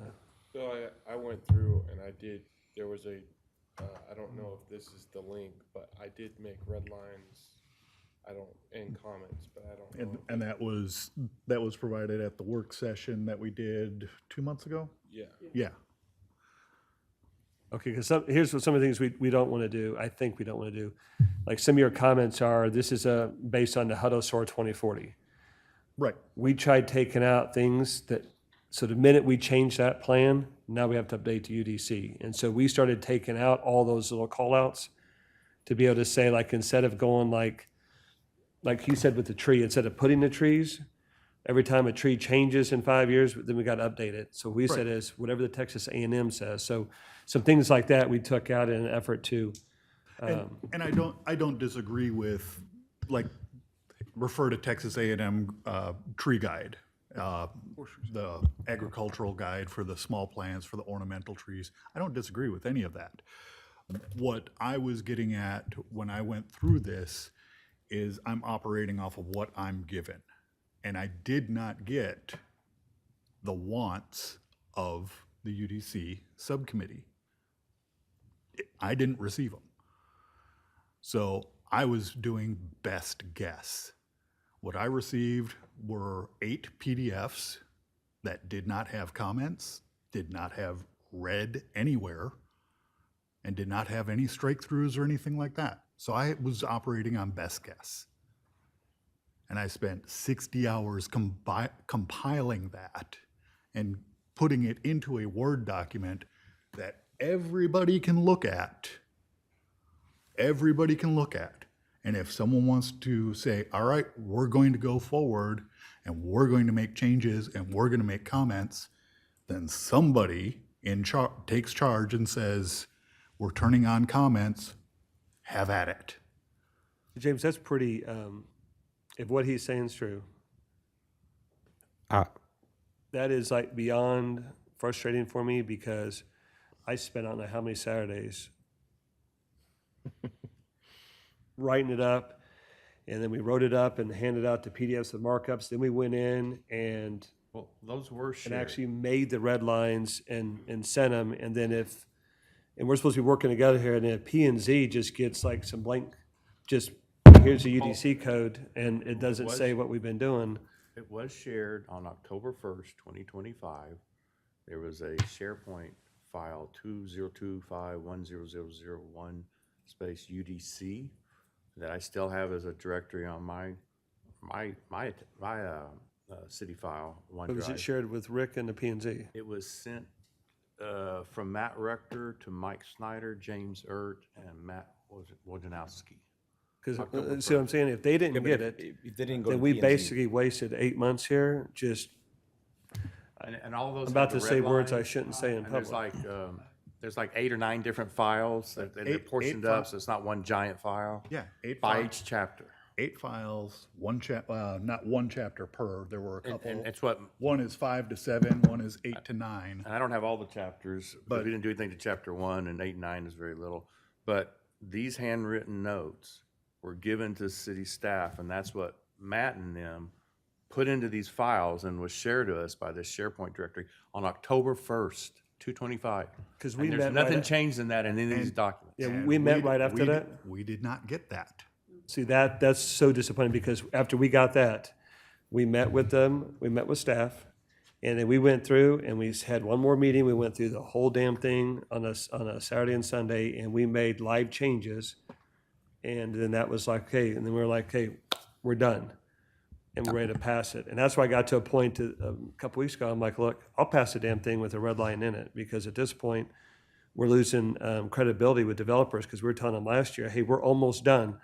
Just a couple more weeks, and then all of a sudden, then Matt leaves, and then Howard gets here, and we're like, okay, well, we'll give everybody time, and so you guys have never even seen our red line. Well, here's another email, March 18, 2026, from Matt Wojnowski to Mike Snyder, Jim Morris, Evan Porterfield, Howard Kuntz, James Erb. It's the UDC adoption schedule, confirmation of key dates, importance high. So back in March. the rest of March, legal and staff review for the ad hoc committee's draft of the UDC. And March 25th, finalize and distribute legal comments, which we just got this week. April 2nd, committee meeting with legal and staff to review the drafts and comments. April 7th, P&Z meeting, ad hoc committee presents an overview of the PDS, information only, no action. May 7th, city council meeting, opportunity to council take first action. May 12th, May 21st was a joint, and here we are, August 13th. None now, of these have been done. now, on April 7th, at our joint meeting, Yes, sir? I did say, and it is on the record, that I've got the PDFs with no red lines. I need the red lines. Well, April 7th was not a joint meeting, it was just the P&Z. I'm sorry, not a joint meeting, but the Ad hoc committee UDC presents. subcommittee was present, did give a presentation at that meeting. At that time, I said, we don't have what we need to complete it. Do you I have the believe actions that were required by staff from that meeting? No. Okay. Staff should. At that time, I believe you said you'd like to see it in 3 weeks, and I said, we can't do it in 3 weeks. No way. And staff never gave it to you after that? We've Here's one other gotten- problem, James. Assume this is all true, we blame developers all the time for the delay in things. And then internally, we can't even cycle through this process in a timely manner. So then it leads me to believe I'm not saying it's not developers, but I'm saying we got a hell of a mess on our side, because we can't even, this has been on so long, I may want to make more changes based on things that have come up, things that to have where come now I up. want to go back to and cut more code out. So If we do take a second crack at this, which Well, this will be our third, because we already took Well- a second, because you guys passed the first. We came After through and said not good 150,000. enough. Yeah, we said not good enough. We're gonna go back to, and in all fairness, we gave Jim a lot of trouble the first meeting, because I was like, Jim, you voted for this? And Evan's like, you voted for this? And I was like, did you read every single page? He said, no. I said, well, we're about to read every single page, bud. And so we read, I voted on P&Z. yeah, he voted on P and Z. And so after that, he was, because when the council said no to this, it was a little, Okay, so we'll call it third crack. If we're gonna take a third crack at this, what I would recommend is the UDC subcommittee includes a member of P and Z. Or even having a P&Z well, subcommittee. here's the thing, we already Maybe did. 2 people. Something, but. We already did so- it, Rick. So that, because there is very clearly in my mind, a lack of communication, a communication gap between the working elements of this. Yeah, but we already did it. It sounds like what you guys need is you need what we did. That So would you can be- look at it and go, can you live with it? Because Right. if I have to go through a Saturday again, James is going to put me on the payroll at this point, because I already spent enough weekends, and he's going to have to work with staff. They're going to have to burn some weekend hours, and I don't mind being with him.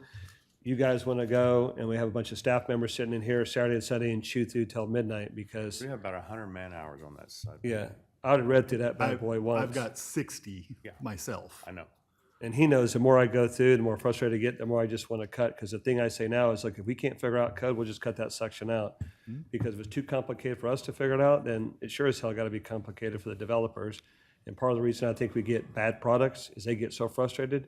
They're just like, tell me what I got to do to get out of here, and I'll do it, and then I get out. And what we really want them to do is go, man, you know what? You guys are, some of them are going to be terrible, but some of them are literally like, look, I have flexibility to do something different. There was a thing I was looking in here.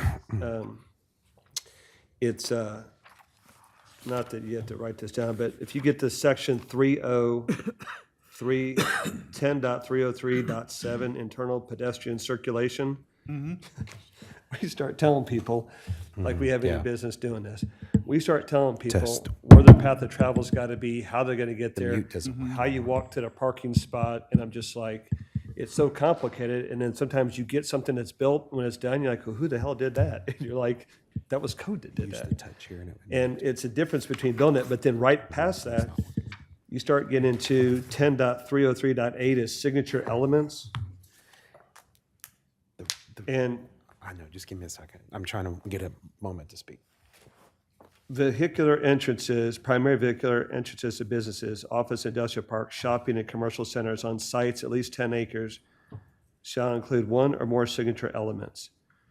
And a signature element should link the project design to Hutto's heritage and culture and shall be approved by the Director of Development Services.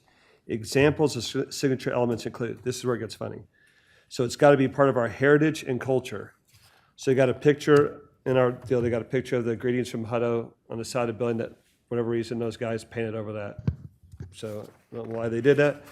Then it's got the grain silos, heritage and culture.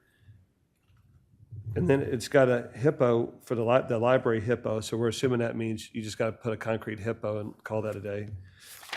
And then it's got like a water feature. And I was like, I don't know where that comes in our heritage or culture, but if you build a water feature, and it literally is a picture of just, it's just like a thing you can sit on with fountains. And then they got a clock or bell tower. And I'm like, we're like, there's no heritage or anything to that. So we're like, why did they pick a, so then it's like, look, if you guys want some kind of feature, just say you want a feature. Mm-hmm. But if you're gonna say, don't say it's part of our heritage and culture, because then we start looking at bell towers and we're like, Right. we don't I even know mean, what the hell you're talking about. As an example, if we were in Round Rock and we said, you're gonna put a miniature water tower like they have downtown, a miniature version, that's gonna be your thing. Okay, got it, check. That is heritage culture. Yeah, Understood. we're agrarian and railroad, so it's like, but then we're kind of like, you're driving into a thing and they're like, oh, how many grain silos do you need popped up in development, and how many times you need like a train? And then what's funny is the bank, if you guys have been in Sonora, they just built a bank, they on their own. Now, again, to James's point, not everybody builds good stuff, but I don't know how much money they spent trying to make it look like it belonged here, and it's like, great for you guys. Another guy builds a bank, and it just looks like a square box with brick. And Yep.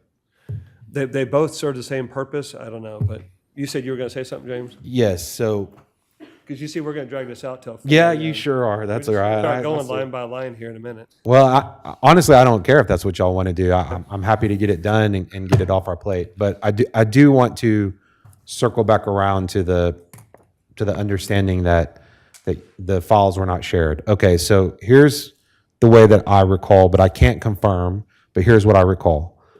Matt Rector took the handwritten notes that council subcommittee delivered and made a red line, which is effectively the files that are in the city council's message board uploaded for the UDC rewrite that was uploaded in January 15th, right before, well, I guess right after he left. It's under the city council team folder. So on Teams, you go down to city council to shared. Oh, I'm sorry. That's not right. It's not there. I apologize. It's the message board, the city council message board where y'all chat. You go to the message board and just search UDC, and then you'll see, click right there. There's 7 or 8 files, chapter 1, 2, 3, 4, so on and so forth. and that has all the red lines in it. So effectively, the red lines that y'all see in the packet that you were asking, wait a minute, who's red, who's blue on page 46, those are the original files that Matt Rector took what council had said that they wanted to see redlined and did. That got shared to Rick, but the red lines were shared with you in May. So that's where you are coming in and now doing the comments, as far as I can tell, to the red lines of their red lines. Right. I'm comparing the consultants delivered. So the deliverable, comparing that to what these 8 files were, seeing what the difference is. And saying putting that all in one file. That must be the red line, so I merge all of that into a single file, convert it to a Word document so that everyone who doesn't have a $900 Adobe license can use.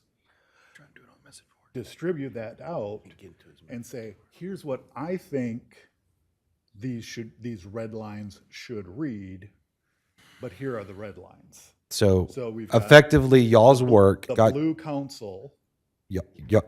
on the second document, the 2026 working draft. The blue are, I guess, compiled from council and Matt Rector's work and bounced against the consultants, and the blue is a change from the consultants. So it's not that he But, didn't let me have the just ask comments. this. Yep. How do I get, because I'm ready to go through this line by line today, and so it's going to be a long night. But how do we all get the document that has what we said we wanted with Matt and Ashley's additions? Where's, That's on the message board. I can download it, and you can't get in the message board? no, I can't remember the password. Send it to him, right? Yeah. If you can get it and send it to me, because. Well, as far as I can tell, it looks like it's what's attached in the packet. The first document. Okay, if that's the first document, it starts at page 45 or something. You guys as frustrated as I am? I haven't cussed once. I think I'm doing pretty good. What? 91. Okay. Page Yeah. 91, Mayor. Yeah, 59. I'm looking at the uploaded document. Chapter 1 had no changes. It's administration, and it's basically definitions. And then I open up chapter 2, and that's effectively the first thing that's in the packet on page like 46 of the packet. 94? 94. Where was I getting 46? Let me go back and look. And then let me ask you this, Howard, have you gone through and seen what we wrote as a council, what we wanted? And Oh, yeah, you're right. concerns and opportunities for us not to be anarchists? What do you, like, if I just said, make a motion to approve, if I had, by law I could, if I said, I want to approve exactly what we sent over, 91. where does that make you excited? Where does that make you cringe as a development director with your experience? Like, do you have notes and things that you could tell us, like, hey, in 10.04.24, you shouldn't do this? I could put those together. I'll always have comments on just about everything that's there, even things that you didn't touch. I'm the same way. I always got a comment. Yeah, and so at some point, you just have to decide on which hill do you prepare for battle and which ones do you just keep walking on. But I would echo a lot of what City Manager has said this evening. I am, or at least consider myself, despite others' commentary, I consider myself a quality of life practitioner.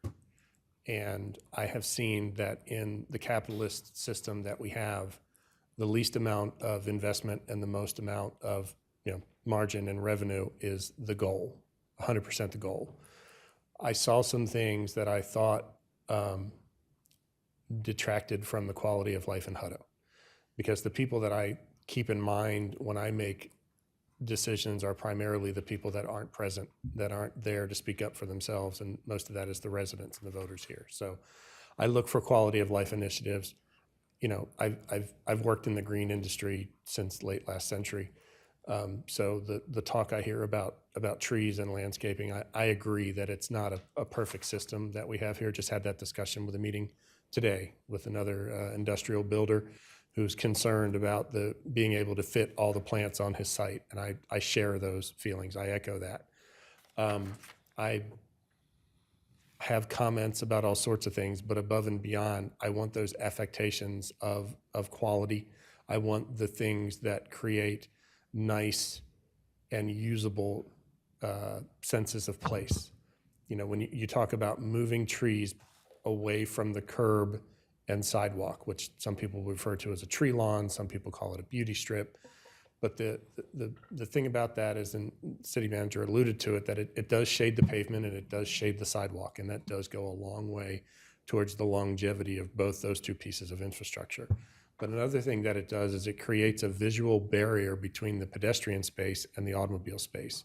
When you remove that barrier by putting it to the other side of the sidewalk, then the pedestrian is now an actor in the vehicle spaces. They are not separated from them. So it's one of the reasons that we like to have trees or some other type of buffer. The best, honestly, is on-street parking. You want parallel on-street parking. People will walk on the side of a car because they see that as a buffer to themselves. But above all, the shade is the type of thing that you want. We're trying to entice people to get out of their cars. So 79 doesn't look like what it looks like. So Ed Schmidt doesn't look like what it looks like. So 1660 doesn't look like what it looks like.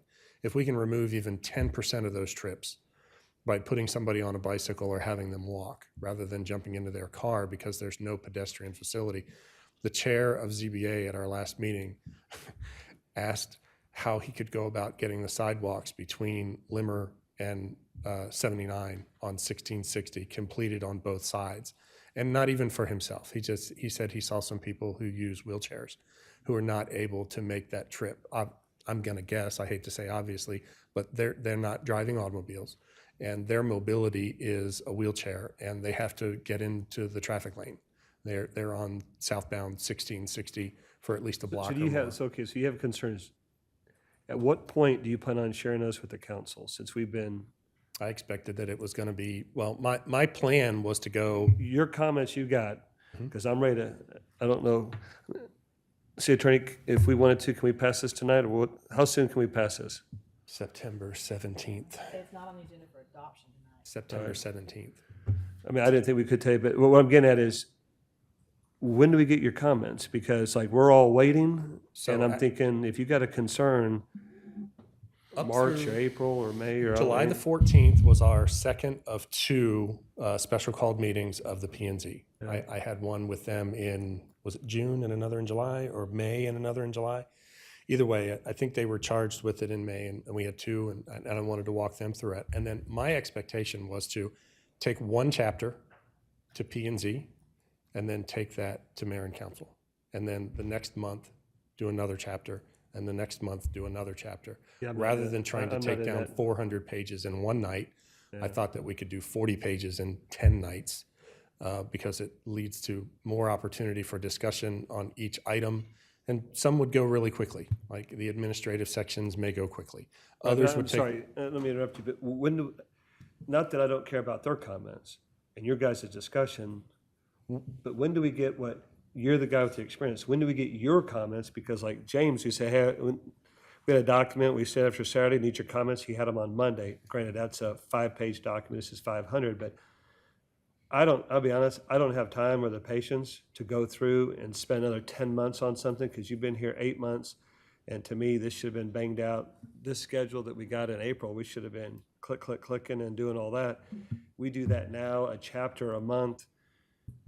I'm still waiting to know what your opinion is on it, and you say you've got concerns, I'm like, what are they? And then if we have to wait for you to talk to them and them to discuss it, we spent 8 months, hell, we don't even know what round of revisions we're on at this point. And all this talk is about the developers and all things developers do, and I'm like, you know what developers are listening right now? They're like, that's exactly why I don't like government right there, because 8 months and they still don't know what the hell they're doing, and you're proposing another 6 months of going through this. And I'm like, what's the fastest route to get something done? Because here's the other problem we have, and it's not you, it's another department. We had an issue where a guy's building a neighborhood. It's not even in our city limits, but somehow we are dictating this guy what type of streetlights the guy needs to put in. And he's like, I'm not even in your city limits, and you guys are holding up my other approval for this. And you know what the reasoning was? The reason was, we have a change coming. It hasn't been changed yet, but it's coming. And in anticipation of council passing it, we're gonna go ahead and make you start doing this now. And I was like, note to self, I'm voting against that, whatever that is, I'm gonna try to kill that regulation. Because now we have government telling people what type of streetlight to put in. But when the government puts the streetlight in, they put the cheapest damn thing you can find, they put that up. But when a private guy does it, they make them put in this ornamental thing that has some high dollar bulb that then we end up having to replace later. So that's why I want to hurry up and get to some sort of where we're at, because we're actively telling people you have to start doing things that are not codified, but you're going to do it anyway because we think the change is coming. And I'm like, there's so much uncertainty in the market now on some of this that it's, like, I'm completely confused on where we're even at in the process. But I do know September 12th, it sounds like there's going to be a vote come hell or high water. Okay, there's a lot to. And I don't mean to be so frustrated. This isn't all you, it's before you, but part of you.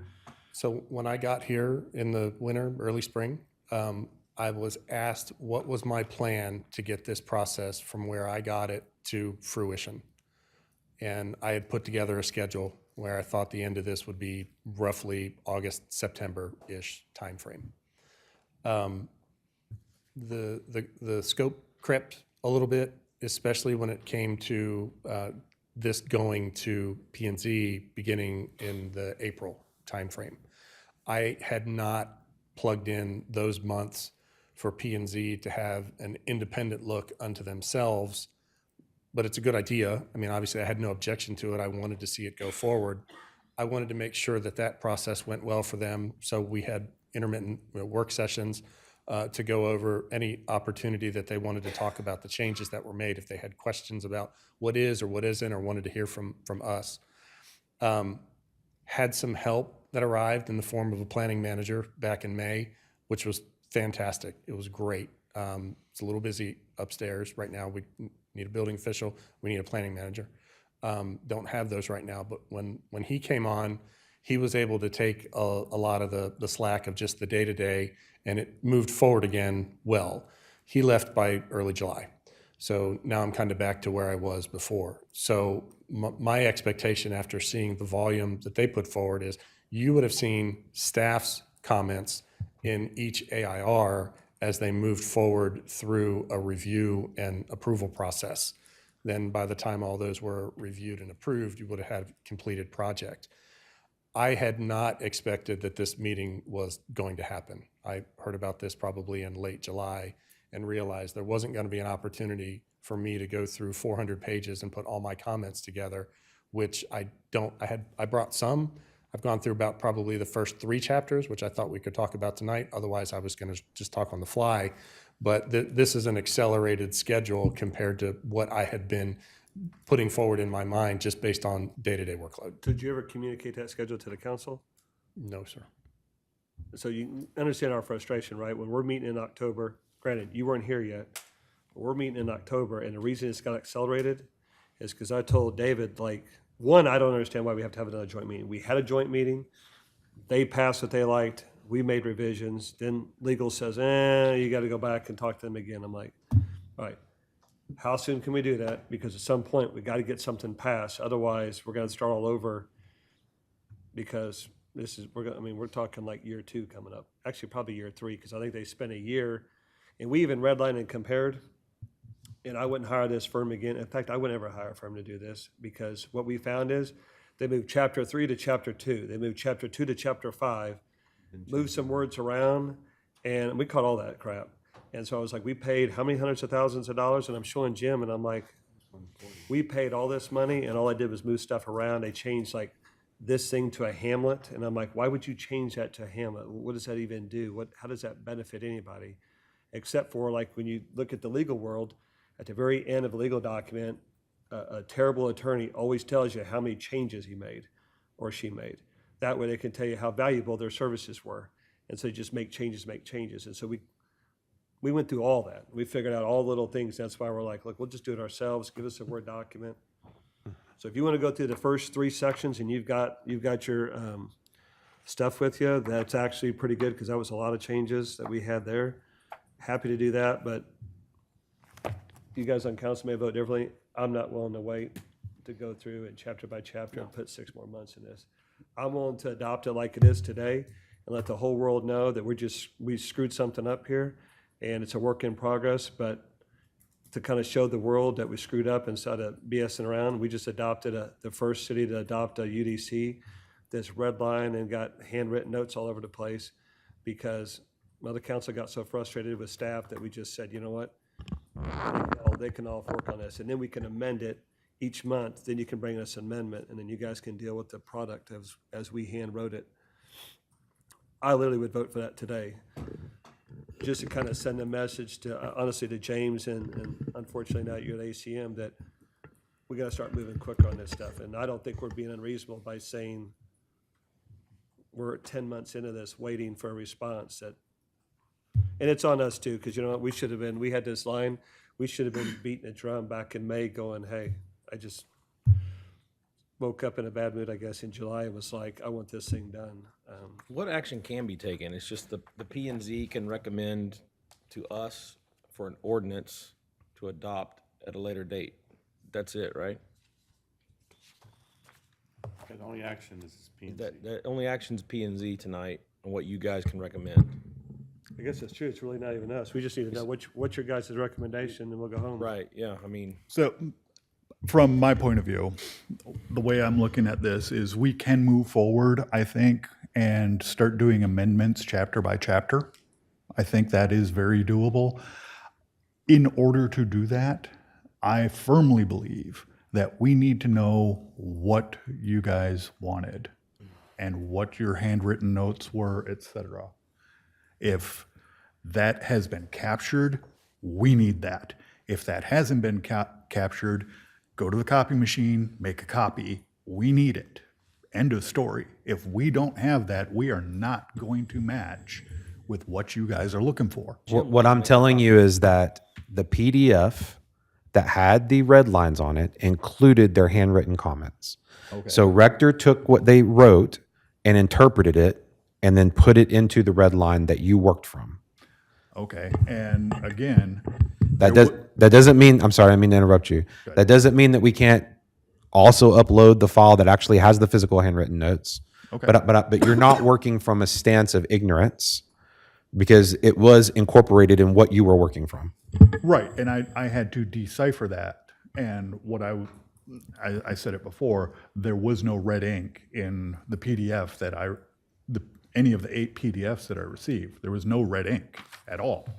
So it was. Well, we can see what we sent you, and what we sent you had the red lines in it. So I'm not sure why you couldn't see it, but we can try to figure that out. It looks to me like you incorporated it.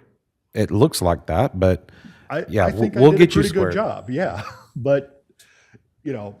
So I have a question, Rick, from your committee. Was there anything, we've talked about some stuff, was there anything that stood out to you guys that you thought, hey, that was a bad idea, or we'd like to see this as a good idea? Like top 3 or 4 or 5 things. So again, I'll speak for myself, but the tree amendment to, you know what, let's stop throwing a list of trees in there. I think that was a very solid move. Okay. Let's just match it up. You know, if it's in compliance with state law, you mentioned the comprehensive plan. The reason I changed that in the working draft document was because it was called the general plan originally. And I said, no, it's not a general plan. We don't have a general plan. We have a comprehensive plan. Okay, so there's some wording in there, obviously. There's some wording in there. I remember a couple of the definitions. I did a Control F word search, and the only place, I'll use coping, because that one sticks in my mind. Coping is a type of architectural feature. The only place in the entire document it appeared was in the definitions. That can go. We don't need that. It just kind of the fluff stuff. So there's some clerical area or whatever you want to call it. But as far as like the code goes, like for instance, the zoning district, one of the things we did, we added a bunch of things that were permitted by right, we added as SUPs. And so like staff, for whatever reason, you guys were there in April, some of you, staff had pushed to take data centers not to be an SUP and be permitted by right in industrial. And we put that back in.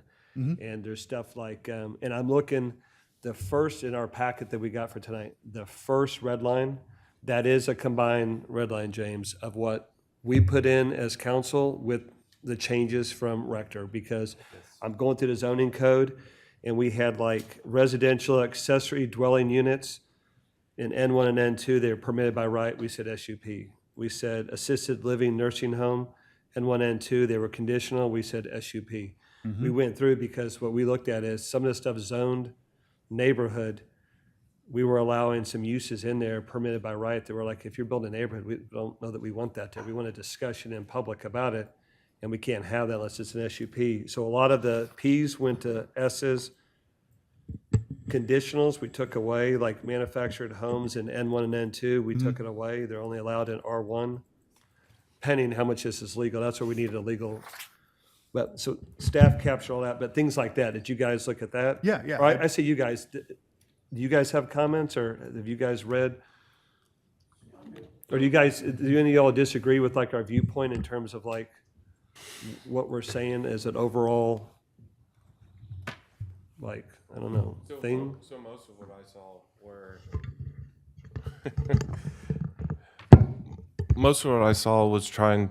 There was a lot that was left up to the discretion of staff, and so I was somewhat alignment there that I thought maybe we should hone in on some of the definitions, because it gave, like, the land uses and the permitted uses gave staff a lot of discretion that I thought that was the point, is kind of take that out and make it more defined.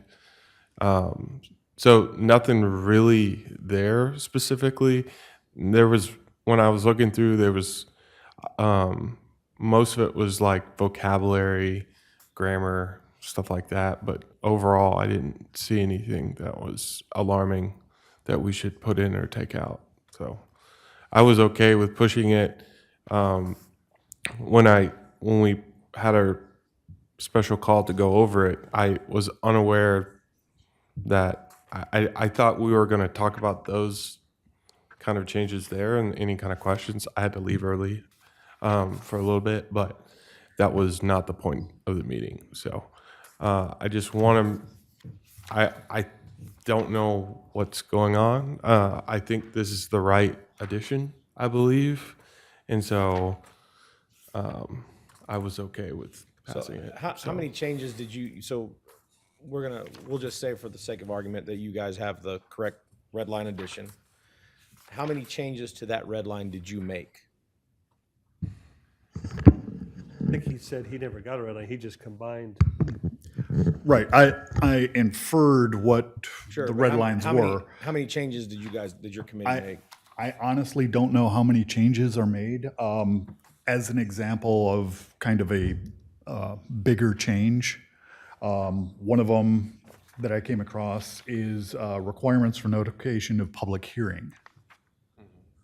You know, the signs and the, you know, who does what and all of that kind of thing. I said, it got chopped apparently, and it got changed. And I think it needs to be very clear cut, who does what. And I think what, we changed that from staff doing it, because our problem is, and this is a good problem, staff gets paid a lot of money. And so if, what we kind of talked about is staff is out there going, well, we'll go put the signs out and we'll keep track of this. We're like, no. right, right. You guys make too much money. Yeah, That and- guy needs to do it. Like in Georgetown, for example, if you do a zoning hearing, you have to drive up, you pay your fee, you drive up, you pick up their sign, you go put the sign down, you have to fill out an affidavit that you posted a sign, then you got to take a picture of the sign, send it to the city. And to me, that takes the city personnel 5 minutes to look at. The way we had it, the city personnel guy's gone 2-3 hours that day because I had to go get some steaks at Lowe's, like for that, remember that data center? Yep. Hey, we had to go get the steaks, and I was like, why are we out doing that? Like, they didn't put the sign out on time. I'm like, you're bad, it gets kicked to next month, because that's how everybody else operates. Meanwhile, we have people making 6 figures, and instead of reviewing plans and all that, they're out posting signs. So that's the part we tried to cut and go, we don't want our staff being responsible, because every time it gets messed up, the developer's going to blame us, and we're trying to get the blame out and push it on them. So that, Exactly. I don't know what section that was, but So I'm operating off of the working draft, which is 10.201.2.1.1. Wait, 10 point what? 10.201.2. 201, hold on. Oh, wait a Point- minute, wait a minute, 201. There's a 203 on ours. It can't be 201. Ours is 10.203.1. 10.1. I'm sorry, say again? There's a What's the sec- 10.203.1. What's the section? If you look, just look on page 96 of our packet. I know, but what's the section? I think he's talking about the file version. I'm He's talking about the file version, not the Oh, section. Let's say code is 10.201.1, 10.202.2. So when you're speaking code, we're looking up the actual code. Yeah, what Okay. section in the code was it? It is chapter 2. Land use standards? I know, but 10.2, 10.201. no, that's just intent. That's all 10.201 is But right intent. down below, just 10.202 on Right. zoning map. So which one is What's it? the next heading? 202? What Is does it say? Like zoning map 203? established? What's the next heading? What does it say? What's the words that would? All right.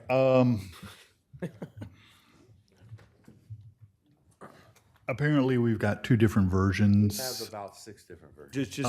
Just give us a code, 10.2. Okay, so this is off of the working, Yeah, the second document, not the first one. yeah. And it is 10.201.2, which is public notice.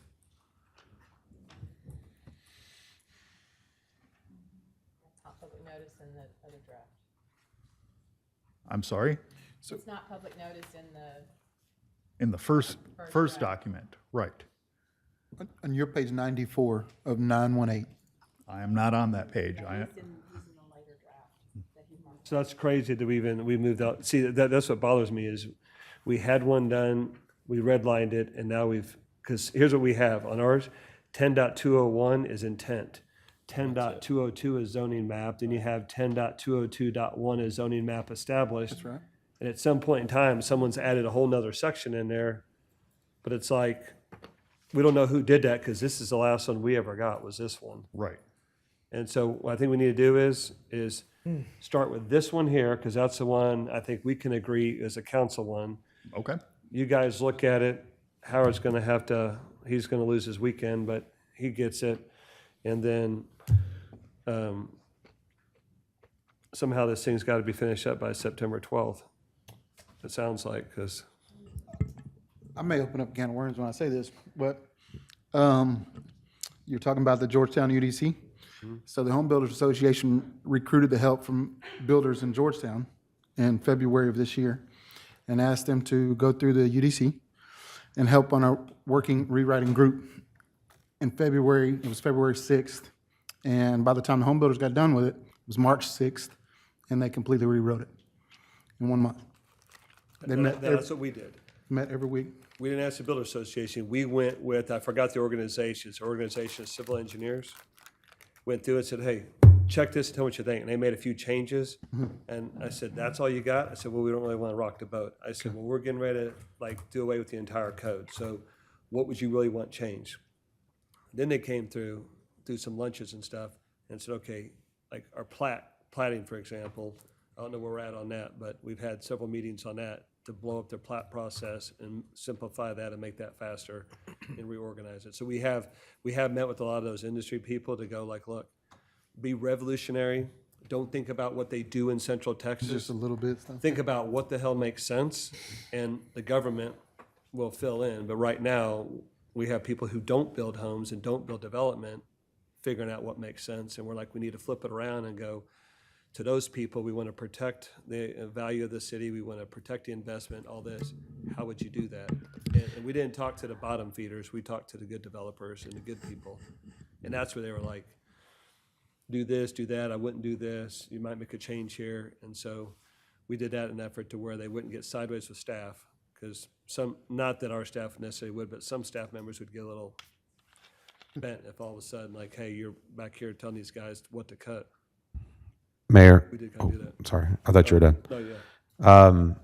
So the files that y'all had the red lines to, the public notice requirements is in section 8, not 2. It's page 392 of the packet, which is the council's red lines Oh, procedures. under general procedures. And can I throw out one thing in terms of schedule for you? Because you asked what our process is. Right now, for next week's agenda, you'll have to call a public hearing on the draft you want to adopt. And so it's on the agenda for y'all to actually do that next week, which would mean y'all will have to have a version to add to the agenda that is what you intend to adopt at this point. If you aren't there yet, then we can push that off. But that was the first step for y'all to call that public hearing. How do we get a version to put on the agenda? I understand. If, Well, you we have can't the make draft. We don't have to have the version yet. We're just calling the public. No, you have to publish a version that you're going to call the public hearing on. We can't take action on the version, that has to come from P and Z. Why does it have to come? Is that, hold on, is the question, is that, because we can't take No. action on this tonight? Right? Yeah, it's up to P and Z according to the agenda. That's the way I read it, that's what I'm asking. Okay. I mean, I'm asking for clarification, is that how it's written? On the agenda tonight, it's just for the P and Z to call the public hearing? No, No. To come up with the version.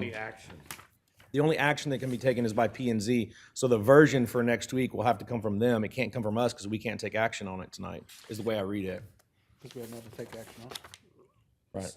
Yeah, so to her point, or to James' point, section 8, we did not, that's procedures, general rules, public notices, we didn't make any changes.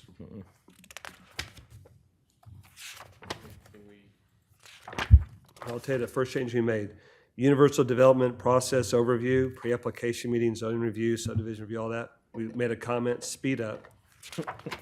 Leave it to staff, like speed up, or basically the message I kept telling James is if we don't speed this up, we'll keep cutting the code until we figure out what piece of the code is jamming up the system, because once we cut that, then they'll go, okay, it went quick.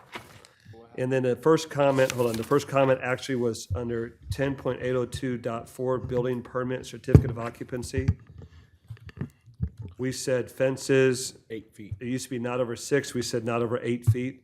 And we circled oil derricks. And I think that was a matter of, when that came into a CO, I think we're questioning, do we have to give COs at oil derricks, or can we just take them out of code and have them come to us and us just say no? And we'd also weren't real sure what an oil derrick was, but it did sound like something we wanted in our city. So, Outside of that, can we, my opinion, you guys already have the addition or the UDC that you wanted to approve for next week. Can we not approve it next week and then we amend whatever we have in subsequent meetings? well, so that's a good question, because, okay, I understand by law, we got to meet and get a recommendation. So they gave us a recommendation. We revised a recommendation, and Dottie said you got to go back to them. And that kind of rubbed me the wrong way, because I was like, if we keep doing that, we'll go back and forth between two bodies. At what point do we say, okay, we got your opinion, now we're moving forward? How many times do we have to meet with them, and is it because it's a substantial revision, or what causes a second joint meeting? Well, I think it was because there were so many changes. Okay. And to have a draft that you were going to actually have them review, and which I'm not sure, it kind of all got confused. But I think that was the reason, because y'all made so many changes from the draft that had been worked on before, I believe is what. Legal requirement, or were you just doing it for due diligence? No, I think it was that the Planning and Zoning Commission actually had a chance to actually speak on the version that y'all were looking at adopting, as opposed to what the y'all changed significant changes to what, so substantial changes is a fair way to look at it, to what the consultant provided. And so that's when you need to have P&Z looking at it again, so. So we have And- sorry, I apologize. So is it illegal? I was still unclear. So can we move forward with this? Because it sounds like we have already had the addition. We looked through it. and we've given our recommendations. Is that what we did? Depending on which version, but I think we did. But do we know what version that is? No, and I'll just tell you guys, the only other change we made in section 8 was under conditions, when it came to hazardous materials, including asbestos, shall be removed and disposed of properly. If excessive amounts of asbestos are removed, TCEQ notification is required. We just put like, what is the law? Because what we were telling staff was, And yeah, we're putting here what has to happen, but do we even know what the law is? And so I think you have to, there's a process with asbestos anyway. yeah, So we were kind of like, why are we telling the people what the process is? Because if it changes with TCEQ, now we have a conflict. We should just be, at some point, wording, I believe you also have to go to the health department, I believe. whatever it is, Yeah. that's what we're saying. You need to follow like state law for hazardous removal, Yeah. because we're getting, that's where the Austinization comes in a way, is we're trying to dictate how to do things when there's already state agencies that tell you how to do it. Right. And we don't know if someone removes asbestos without proper notification anyway. That would be a TCQ. We couldn't even enforce that. Right. So that literally is the only change we made in 8. So to your point, I mean, I don't mind if we want to set back a week and you guys look at the one we did and we say, okay, this is our last one. Cram, skim through it, see the red lines. Howard's got a chance to look at it and go, holy crap, I hope they don't do this. But then after that, we're meeting at the end, we kick everything back a week. Yeah. And move forward, and then if there's major changes, we'll go through and amend a section. But I don't think we made anything crazy. I was trying to find something we just cut, like cut an entire paragraph out. I think parking was one of them, but a lot of stuff we just, Was multifamily, I think, apartments, what was that? I think that was also cut, correct? no, because some of that we knew.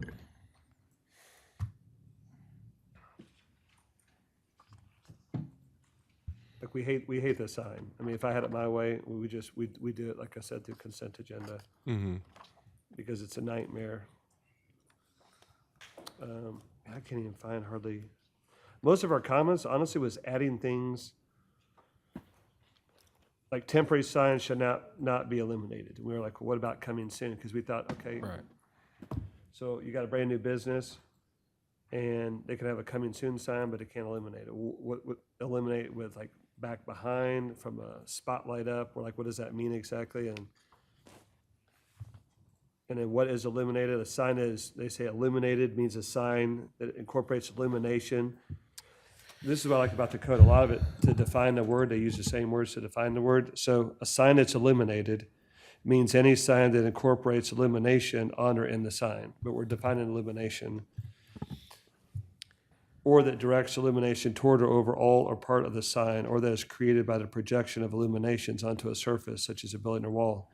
Then we had a question, where does LED fit in? Because to me, LED would be an illumination, because they have signs that have LED behind it, but we're like, is that?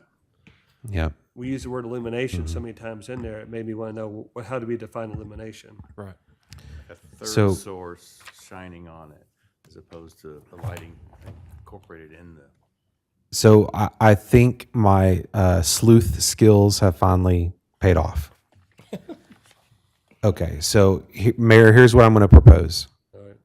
We are effectively going to take the file where we combined all the chapters for the upload for the agenda, and we're going to share that back to Rick. Rick, I think what you did is you took the existing UDC and then you compared the red lines against the existing UDC, creating your file. The problem is the consultant rewrote the existing UDC and it's not the same document at all, which is what has generated the confusion. Because as you all were noting, hey, section 2 went to section whatever and section 4. Well, he was taking the comments that y'all worked from and comparing it against the original UDC, not the Freese and Nichols draft. And that is what has caused the disconnect and all the confusion that has conspired here tonight. So we will get you this file. What I would say is you've done the lion's share of the work. So go back through this file looking for the things that now you know to be looking for. So you can say, okay, council's version, here are the 15 things. I mean, rest of the P&Z should be doing this too, arguably. But Rick and Brandon are the ones that seem to have gotten through it. And then that way you can then comment on, okay, so don't be comparing it against the old UDC. Right. Because the draft that we are working from is the draft that was provided by Freese and Nichols, which is a complete rewrite of the UDC. Understood. Okay. So my question then is, if I receive that tonight, our next P&Z meeting, the first one in September, we go through, let's say, Chapter 1, Section 1, whatever it is. Chapter 1, Section 1, and we take a look at it. I've already done a lot of the legwork, like you said. We take a look at it and say, okay, here's our recommended amendments. And there's 10 sections, here's 10 amendments over the next 10 months. Is that something that would be acceptable? No. Because then you have the council's approved, the one that you guys wrote up without our additions, but you've got that, it is ready to go. The contractors, the developers, they've got their marching orders. It may change or it may not. It may just be a clerical, administrative, grammatical type changes. Is that acceptable, or do you need it faster? 10 months okay to you guys? No. What? 10 months, is that good for you? Months for what? No. To go through this again? No. What about you? September 12th. No? You? No. Okay. So what would be acceptable? September 12th. September 12th. Because I'm telling you now, again, I don't mind being outvoted, but I'm literally like, don't take this the wrong way. The first time you pass it, you didn't read everything in it. You guys passed it, 0 changes from the consultant, which really upset me. And so I went through and I read every single page and every single sentence. And now you want to go through and read it all, and now you want to add your comments, and I'm like, too late, because you had your chance in September and you didn't have any comments. You guys said, hey, it's good, the way the consultant did it, good. And we looked at it and said, hate the document, we're going through it. And so now that you want to do all that, to me, it's like, for me, too little, too late. And I don't know the legal process to get through this, but you had your chance to make the comments, you didn't make them. And so now you want to make them. And we've got big time changes. Like, for instance, here's one for you guys, trees. And I love trees. I got my environmental merit badge, my forestry merit badge, I'm an Eagle Scout. But it is my belief that if you own an acre, that tree, it does provide a public benefit. But the public charges you the same tax on that land. They charge you the same everything, but you can't do anything without a permit. And so one of the things we did is we're recommending that you don't need a permit to remove a tree. Dead, diseased, imminently hazardous, healthy, doesn't matter. Your tree, you cut it down if you want. That's your property. I think it's a bad idea if you cut the trees down in your yard. And if your HOA allows it, that's fine. It shouldn't be the government's job to come by and say, no, you can't limb up this tree, you can't cut it down without our approval and our permitting process. I don't like tree surveys, I don't like any of that. And I think if we go that route, then we need to start paying homeowners and landowners that have trees for public benefit. We need to give them a rebate on their taxes because they have to maintain this. They can't develop their property to its fullest. So we had changes like that in here, but it's things like that to where honestly, I've been promising developers, we're gonna get this done, we're gonna get this done. And now 10 more months, I'm like, well, if you said like 2 weeks, I could probably get behind that. Like, hey, we'll have it done by October, but we're just. Okay, maybe I was not communicating clearly.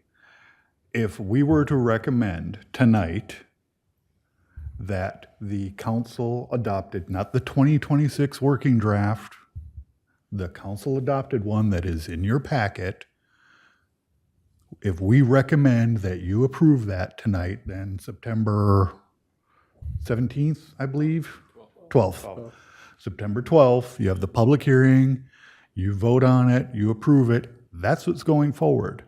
Over the next 10 months, if there are changes, we would provide you changes and it would be one section at a time. No, I'm okay with that. Are you okay with that? Yeah, I'm okay with that. All right, that's what I was trying to say. Okay, is yeah, it's that first part. Yeah, first So part. adopting this has You been adopt it. redlined. You adopt it, and then we come through, over the next 10 months and say, here's our section 1 recommended changes. Then you can vote on those changes to what you've already adopted. I love that idea, because what I really want us to do is, I think Central Texas is so screwed up with the way they're doing things compared to South Carolina. They got great developments out there. We don't have all this. That if we can come together and come up with a code that satisfies what Howard and the professionals think and the developer side's like, that makes a lot of sense. And we do that, we could be one of the first cities in the area to go, like, hey, why don't you do it like Hutto does? And then other cities could start adopting what we do instead of just taking the same code, which you're seeing now, they just move sections around, charge us $150,000 and said you're good to go. We could literally have a code to where the professionals are telling everybody, go look what Hutto did. Took them freaking forever to do it, but they got it done and it makes a whole hell of a lot of sense. And developers are like, my God, this is fantastic. Whereas right now, you guys, I don't know, you guys haven't seen it yet. The variances that come through is ridiculous what comes through where the builders are like, look, I want to plant trees. There's so many damn trees I got to plant on the property, I can't even remotely get to it. And we're like, okay, well, and what staff will say is, you got to do your best. And I was like, do your best? What does that even mean? And so, but I love that idea because then it's a progress. It puts a time clock on staff to where, like I told James, if there's a slowdown in a process, it's either a regulation, it's a staffing issue, like we need a change, or we need to add staff. And my thing So we can is, fix all that. there are 2 members of P&Z who saw the 2024 UDC. That's it. There are 2 members, brand new. I don't think they've even seen this. So they need to get up to speed. We need to get 5 members of P&Z up to speed on what was and what should be. And we can't do it in a month, I don't think. I realistically don't think we can do it in a month. How do you guys feel about this plan?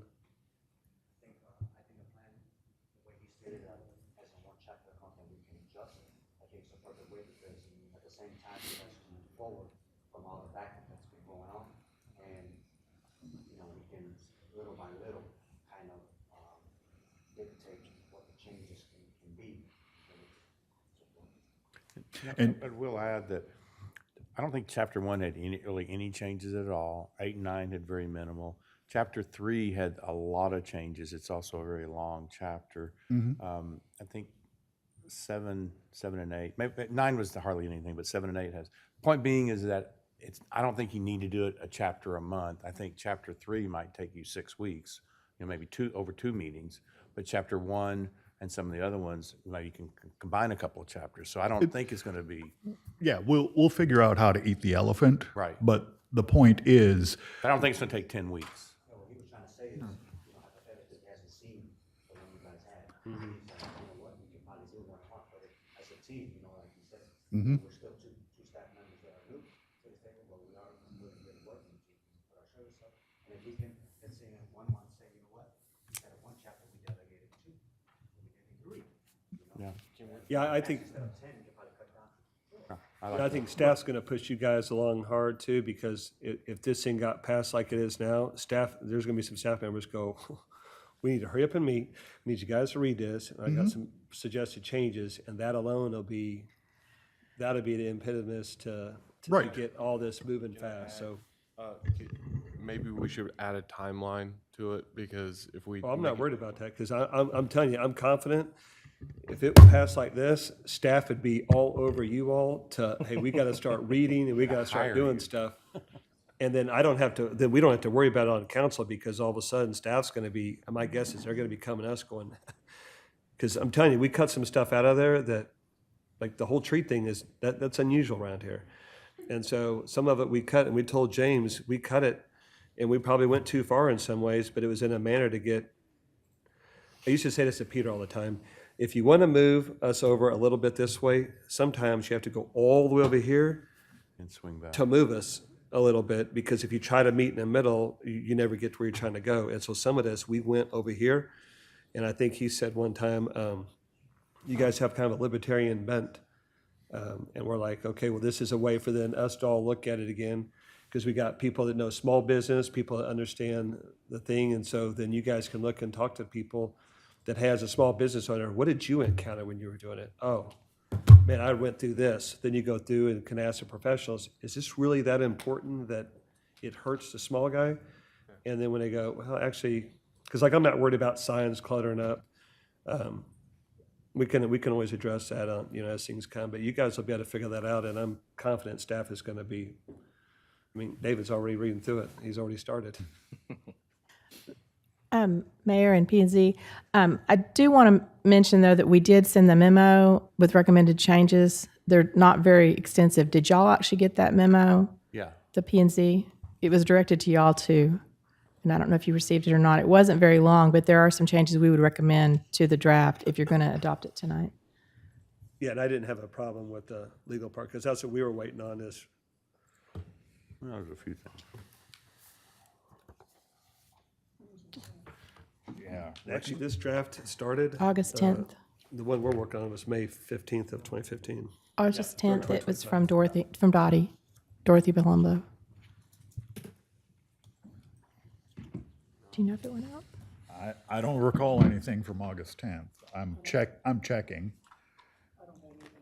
No, I don't have anything. So I do not have the Okay. recommended changes. Do you want me to walk through those, Mayor? Oh, in April? Okay. No, this was August. Yeah, It's August 10th. She's saying August 10th. I think it's the same version of a file. Okay. I would, Okay. I'd leave it up to the P&Z. I mean, legal, from what I remember, legal wasn't changing materially, like the intent of what we were trying to do. They were more adding in, hey, on this, you got to do this, and this, you should word it this way. Definitions that align with chapter 245. And things that, are in the statutes that we're trying to bring it into alignment for. Like Dottie's not a, what do you call those, what you guys in general, you got the attorneys that like change the documents to be what they think is a good deal. And then you got the attorneys that just check for legality and following rules. And that's more what I saw, or what I typically see out of Dottie and her group is. I'm trying to find, I don't have it on, I have it. I can forward it to them.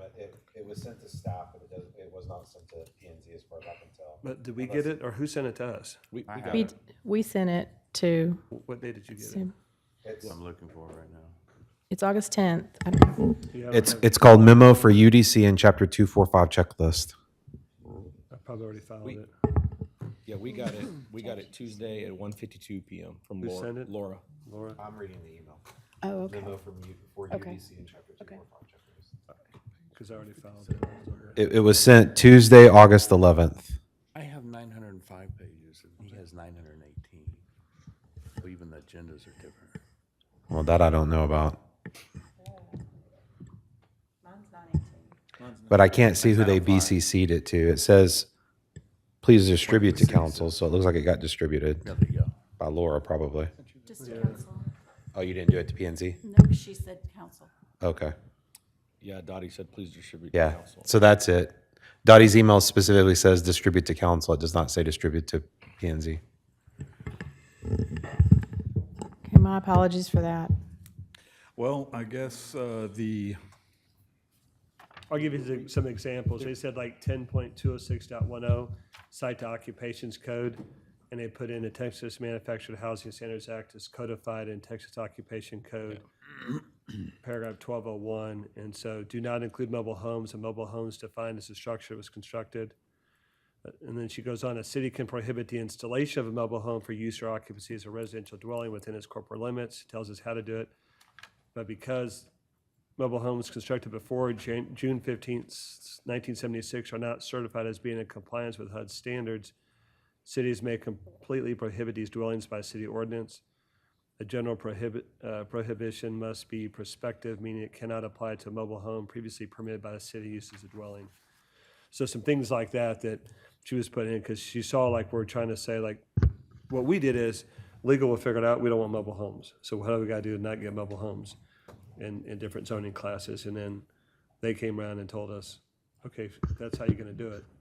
This is a route to do that, to limit it or exclude it. So that's really what her memo was. Well, there's a couple things that what is the state law definition of a hotel? It's about, you can, on a hotel, there's only 4 visitations a day. How's that enforced? Freestanding cisterns, we don't have any regulations, building regulations. A lot of these are questions. Wind injury system, energy system, what are the building regulations? Electrical and radio interferences, how will that be measured? There needs to be an EMI, electromagnetic interference or electromagnetic compatibility, EMC. There needs to be some noise specs. IEEE creates all that stuff. So whatever, to me, you just go reference something. You don't need to put the codification in here. Some things on double fee signs. Oh, there's some building signage is in several places, but there's no really. It's in 2 different places. That was the thing. There were some questions I had, which I can send an email specifically. I didn't understand what this meant, so it's not. But like Mayor said, it's not really changing any content. It's just doing it, not to belittle, but the administrative legal issues that we have overlooked. We as a group. Well, there's some things in here that are, specific changes that are listed, so. Okay. What I would say is, if you guys are inclined to adopt what we put back, that you adopt that with the proposed legal specific changes. And then part of their questions, and when you guys are going back through, then you can address their questions like, freestanding cistern, do building regulations provide? So that's either going to be an engineering manual, or do we need to have code on it? And then can we, stop? Like if you go down to the valley, I don't know what them things are, but there's like these 8-foot tall things, pipes that stick up out of the ground all over the place. And so I don't know what those are, but they don't have hardly any regulations down there. And so that we can come up with regulations on, like, I don't even know what a cistern is, but I think it has to do with holding water, doesn't it? Mm-hmm. Yeah. It's common. Or like a wind energy system, if there's no regulations, does that mean I can put a windmill in my backyard? And if it is, Technically, as long as yes. the blades are inside my yard, that's fine. Well, then my neighbor may not like that. And Yeah, so, they may not like that constant creaking every time it blows. Yeah. Yeah, and that's, without us having that in front of us at any point to review and incorporate, it's really hard to say, oh yeah, we shouldn't do that, or we should do that. We haven't received that email. And this is also some fine tuning. I'll call it your proposal of fine tuning after we hopefully push something through on September 12th. What the P&Z fine tuning of that is, those are things we can address unless legal tells us we need to have it now. well, let me ask you this. So if they adopt it, but they don't do the legal part, can we add in the legal part and just call it a day?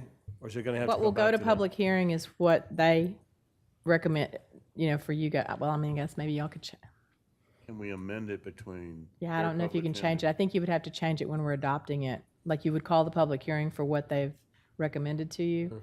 And then after the public hearing, you could make some additional changes. Amend it then. We could then amend and put your changes in. I think so. That works for me. Why not just do it?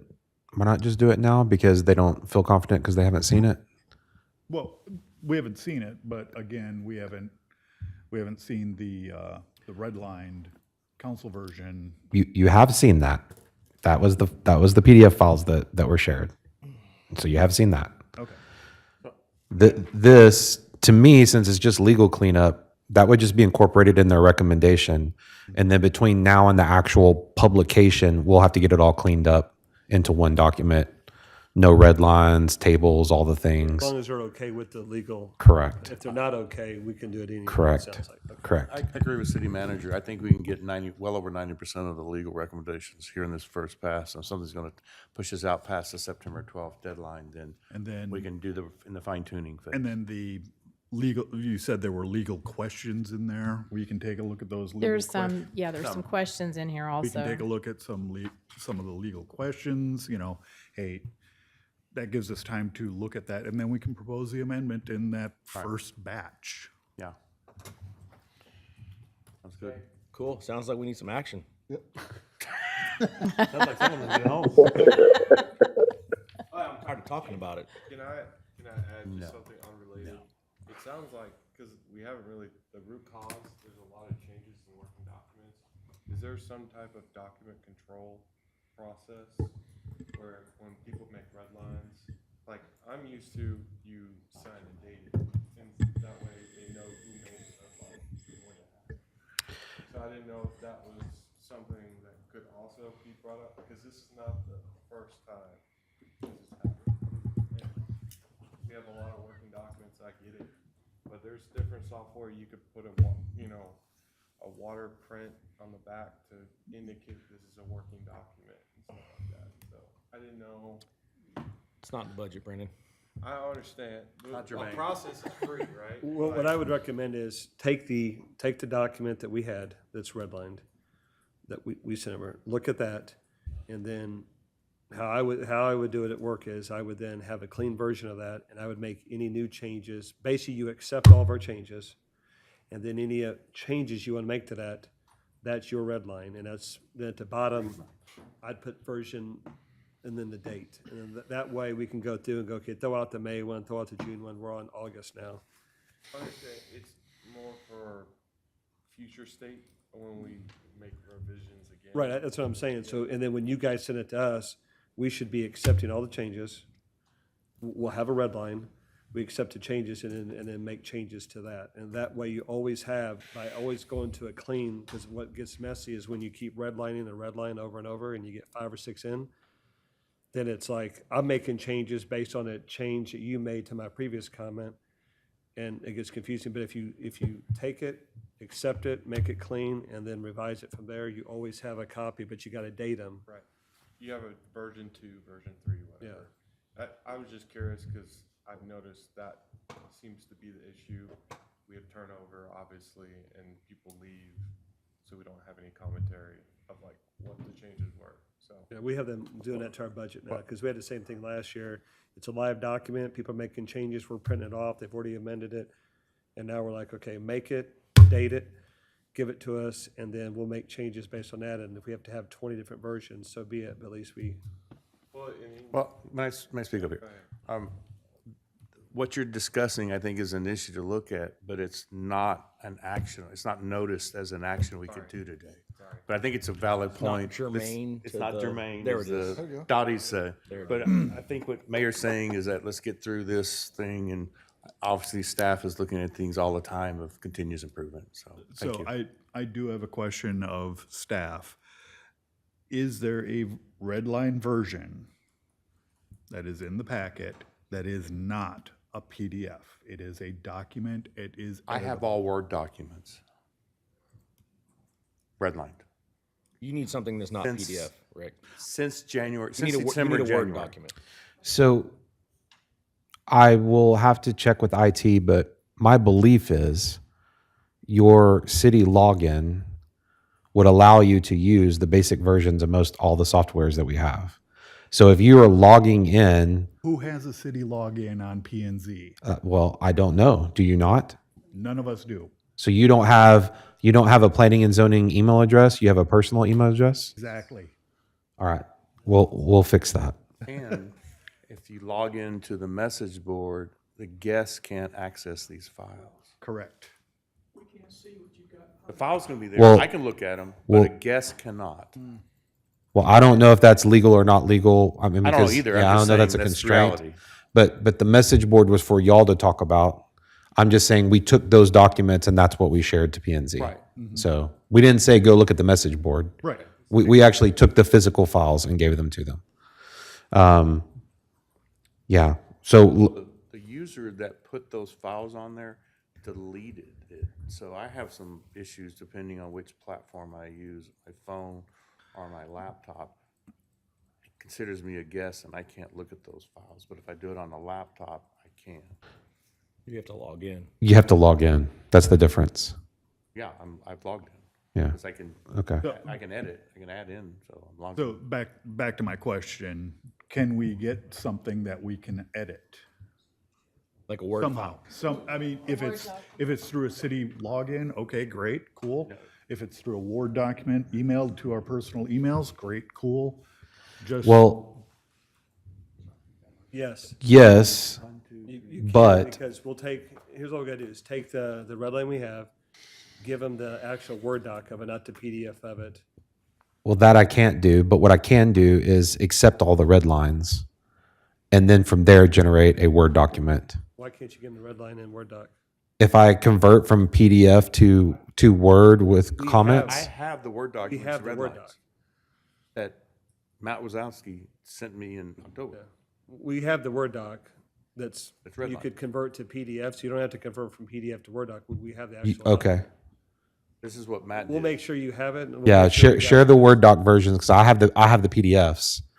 So whenever you can convert to PDF, but when you try to convert PDF back to Word, Yeah, no. it jacks everything up. Yes. We've got the Word doc. We'll get it to you. Okay. So There if, was a SharePoint, it was 2025-2025-1001 space UDC was a SharePoint from that October 1st email. But when you click on that original email, that SharePoint link is dead. Yeah, someone deleted the file on there. Someone deleted the SharePoint. But we all have the Word documents. I have 8 files, and they go from chapter 1 final, chapter 2 final, chapter, I'm pretty sure that it's going to be because it was Matt Winowski who shared it, most likely. in his account. And then whenever he is no longer here, his account gets sidelined and they move all the files into, access. And now your SharePoint link isn't going to work anymore. We'll get all that compiled before Yep. he logs off tonight. Okay. Now, all So- of these are like under a megabyte, So- sometimes a half a meg. The only one is chapter 3, which is about 33 megabytes. Mm-hmm. But we have chapter 1, 2, Yeah. 3. Can we figure out the file issues outside the meeting? I don't think we need to figure them out right now. No. You would think after a year we wouldn't have to. Well, here's what I'm directing staff to share with council and PNZ. The Friesen-Nichols proposed draft. The council red line version with the handwritten notes. The council red line version with the staff edits now in Word format. The legal changes from Dottie. Yep, that's it. I think And then we will take all that, clean it up so it can be published for adoption with the public hearing on the 12th. That's on you guys. If you don't want the red line version being published, I don't mind a clean version, but A motion that you do that. we don't have action. sorry, Councilman, it's not your motion. New guys always trying stuff, We would also recommend that your version have a table of contents and a direct definition, or, an index in the back, and page numbers on the draft Yes. actual document. The Yes. document numbers we're looking at today are all just off of our agenda, because there are no page numbers on the draft we reviewed. Right. You all were talking about page numbers. I was trying to go through this thing. Yeah. So, I guess I've got one final question for P and Z. Does everyone have access to some form of Word doc? Either open office or.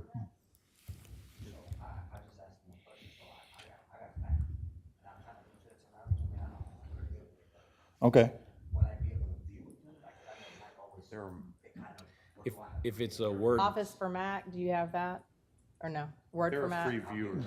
Yeah, they There's- have a Word version for Mac. I use Mac too. Yeah, and there are free versions of that out there. Used to be a Windows platform you can run on the Mac that would allow you to run it. Right, right. Okay, so I just wanted to confirm that everybody's got Yes, the ability to then read these files that we're gonna get. a Word document. Okay, all right. And what I would recommend to you guys, I don't know that I'd redline 8 or 7 different versions, because I don't know how you combine all that. Oh, no. You almost are gonna have to do what we did, which is handwrite, and then one of you at the end is gonna have to redline it. So I That- think if you just print it off, you can make your notes and then scan it, and then you guys can have your meeting, because yeah, if you try to combine 7, I've Right. never done that before, but Well, Yeah. if you're going to do that, the best way to do it is nobody redline and everyone just insert comments. Exactly, And then one person becomes responsible going through all the comments and exactly, reconciling it. yeah. That's exactly, yeah, I know, I got it. All right. All right, so I think that with the 4 items from staff that are due to council and to P and Z, and with our ability to review, read, edit those, I am comfortable then saying that that version should be recommended to council for approval with the caveat that we will go through chapter by chapter, maybe multiple chapters in one swipe, but we will go through chapter by chapter, and we will edit and provide amendments to council. Should we specify like in regular meetings or in special call? I think that's really up to council how they want it. Do they want, Howard to have a meeting with them? Do they want me to get up and stand in front of the podium and say, here's our stuff? I think it's kind of up to them. Okay. I'm not going to dictate how council does business. Is that your motion, Rick? So, All that? You need a motion. that is the motion. I will make said motion as stated by you. Second. All right. That way you all. So it's on the record. It's way too much. My note taking is horrible. So, all right, I'm going to put down motion by Delay and by De Leon, second by De Leon. Okay, any discussion on the motion?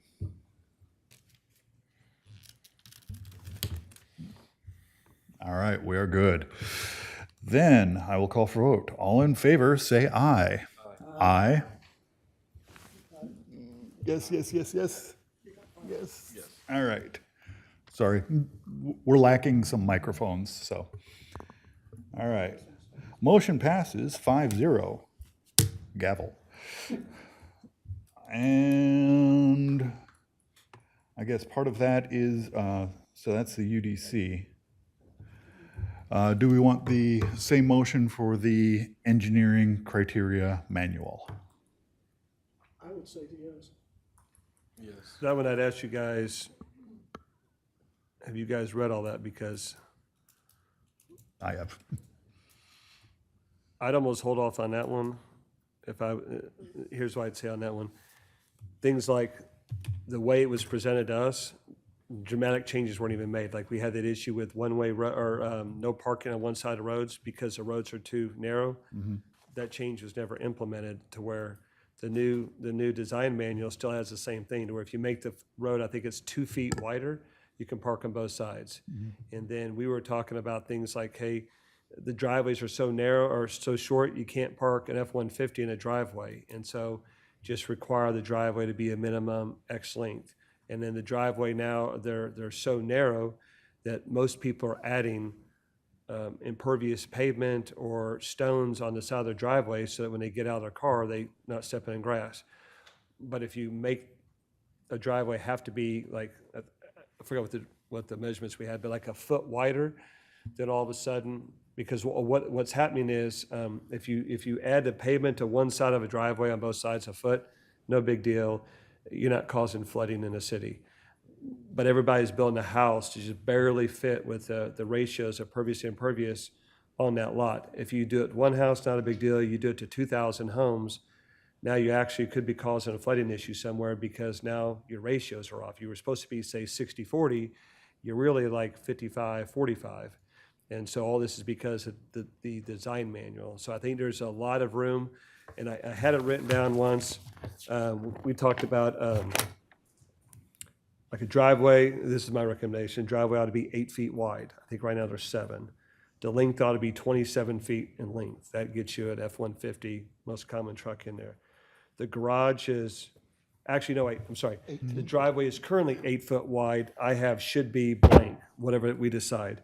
Length is 27 feet. It should be, a garage is 17 feet deep, but you can barely park a Ford Explorer in a garage. So the reason everybody's parking on the street and then driveways is because we allow everybody to build garages that you can't fit the vehicles in the garage. And so that's why I said, what's the point of having a garage? If it's to put a vehicle in there, then we ought to make it, we can put a vehicle in. If it's a store crap, then you just need a door on the side of it and just make it be a house. And I put in here, at the time I was driving a I have Silverado question, truck. Mayor. Is this for the engineering manual or the UDC? Engineering, which Right. is, Okay. yeah.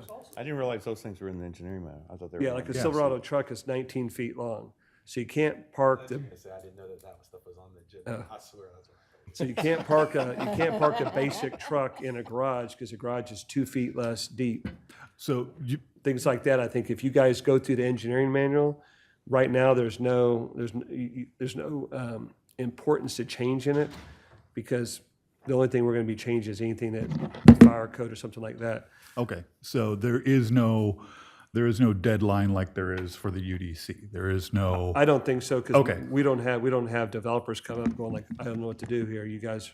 Now, these streetlights in this mud neighborhood, it's gonna be another year before we can implement that, but now, staff may say something different, and so this is just my understanding is that the design manual is not driving developers like we don't know what to do, whereas the UDC is what is time sensitive. And kind of the same issue, do we have that can be given, the council comments on the engineering criteria manual? Do we have council comments on that can be sent to us? We didn't really, Jim went through it some.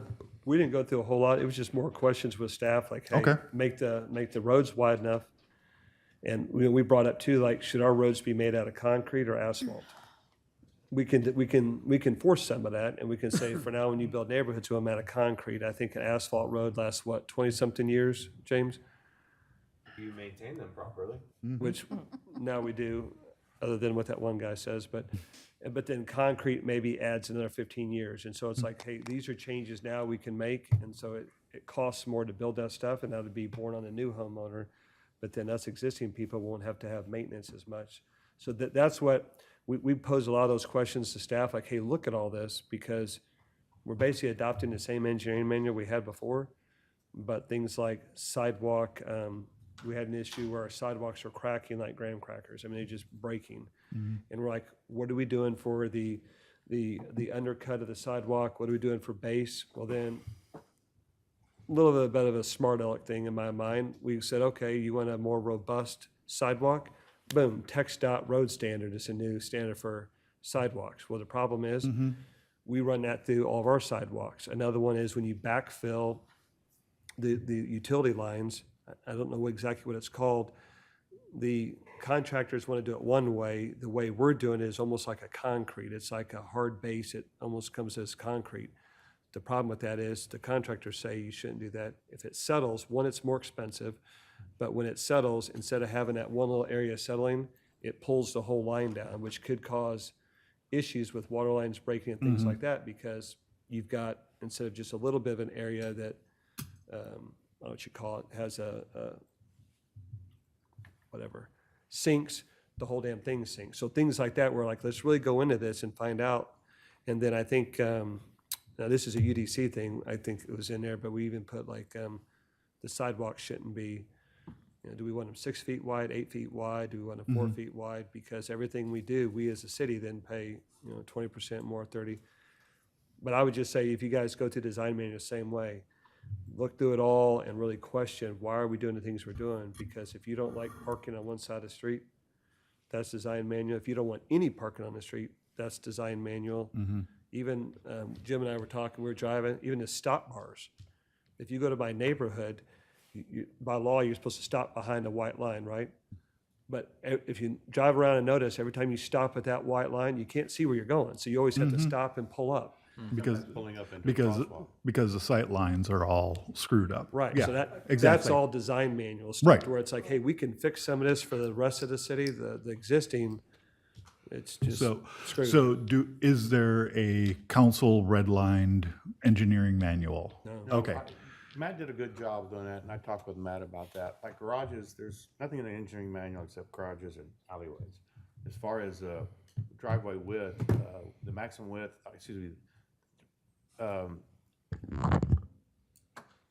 the maximum width is 20 feet for 1 or 2 family, while the minimum width is 12 feet. I don't know where the 8-foot came from, but there's not a whole lot of stuff about, you know, the driveways in there. I don't know why the engineering manual would. I think single family is 12, but a That's double, one end, it's one end, it's 1 and 2. what's it say the minimum for a two-car? It says, let's see. Correct me if I'm wrong, but if you start Says widening the out max- the garages, the driveways, you start messing with lot sizes, because you have to have so much. Smart guy. That's what a builder said. So before I told a builder, I said, hey, we're going to get rid of lot sizes. He was like, thank God. And so we're meeting, right? And I was like, and here's some other things we're talking, like minimum driveway widths. And then they go, this one guy goes, wait a minute, then I can't do 40-foot lots anymore. I said, no, that's up to you. You can figure it out. I don't know what the market means. Maybe you go vertical like San Francisco. I'm like, I don't know what that means. But I'm like, having driveways, we're getting our ratios off. And then they're like, okay, so we can't build 40-foot lots. And I'm like, again, I don't know. I'm not a home builder. I'm just telling you what we're looking at is minimum driveway widths. And so, yeah, you caught on that real quick because several of them didn't get it. And then one of them did. And I was like, Well, I'll also like to bring up too, there's development going on. Rick and I live in the same neighborhood. They're building basically homes that are less, probably 5 foot apart. And I think they're marketing them as townhomes or something. But they're detached. They're still- detached. Yeah.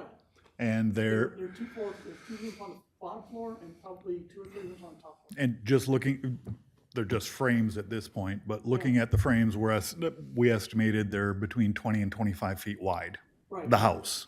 And it's like, what is this? And You know, there's so literally so 12 the, or 15 of these homes Yeah. in an area that would normally hold 2 single-family homes. yeah. It- yeah. And it's again, see, nuts. to me, I think that's nuts and weird, right? But then I'm like, well, somehow I got to get a cheaper home. And I know this, the state is making the people, the cities that have 100,000 people or more, they now allow, if I was your neighbor, I could go build an apartment building Right. in the backyard. I'm like, good Lord, I don't want that. So I'm like, okay, it's already coming. So we talked about is how do we adjust the code? And I don't know if this lot size, same with the driveway widths does it, but if you can't dictate lot sizes, that's against the law.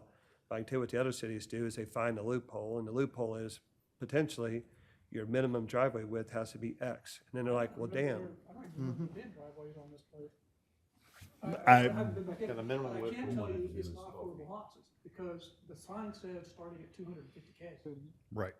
The minimum size for 1 See, and 2 is. he knows how 12 to cut all the corners, but that's why we got him on council. Thankfully, he got on council so we can say, what's all the loopholes so we can close them all. Okay, so just kind of wrapping this up. So we're not doing the engineering manual as part of this You agenda guys just call, tonight. I'm just saying, unless you've read it and thought about all those things, Yeah. maybe go through and do that too, to Let- where, We could do that on our. So is everyone okay with not doing the engineering manual on this agenda?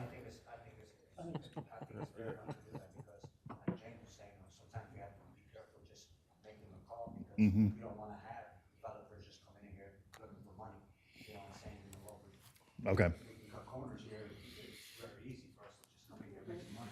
And make it build simple, move in and out. I think we have to be careful of that, I think. Instead of use 2x4 stuff, we're gonna use 1x3s or whatever. Yeah. Okay, so then I'm gonna Unless there's an objection, I'm going to say the engineering manual, there is no action for this agenda. Is everyone okay with that? Any objections? 4.5C. All right. 4.5C. Sorry? Okay, then next we have 4.5C, Planning and Zoning Commission adjourn. And I have 8:50. So we will call it adjourned at 8:50. Gavel. And City Council adjourned at 8:50 as well.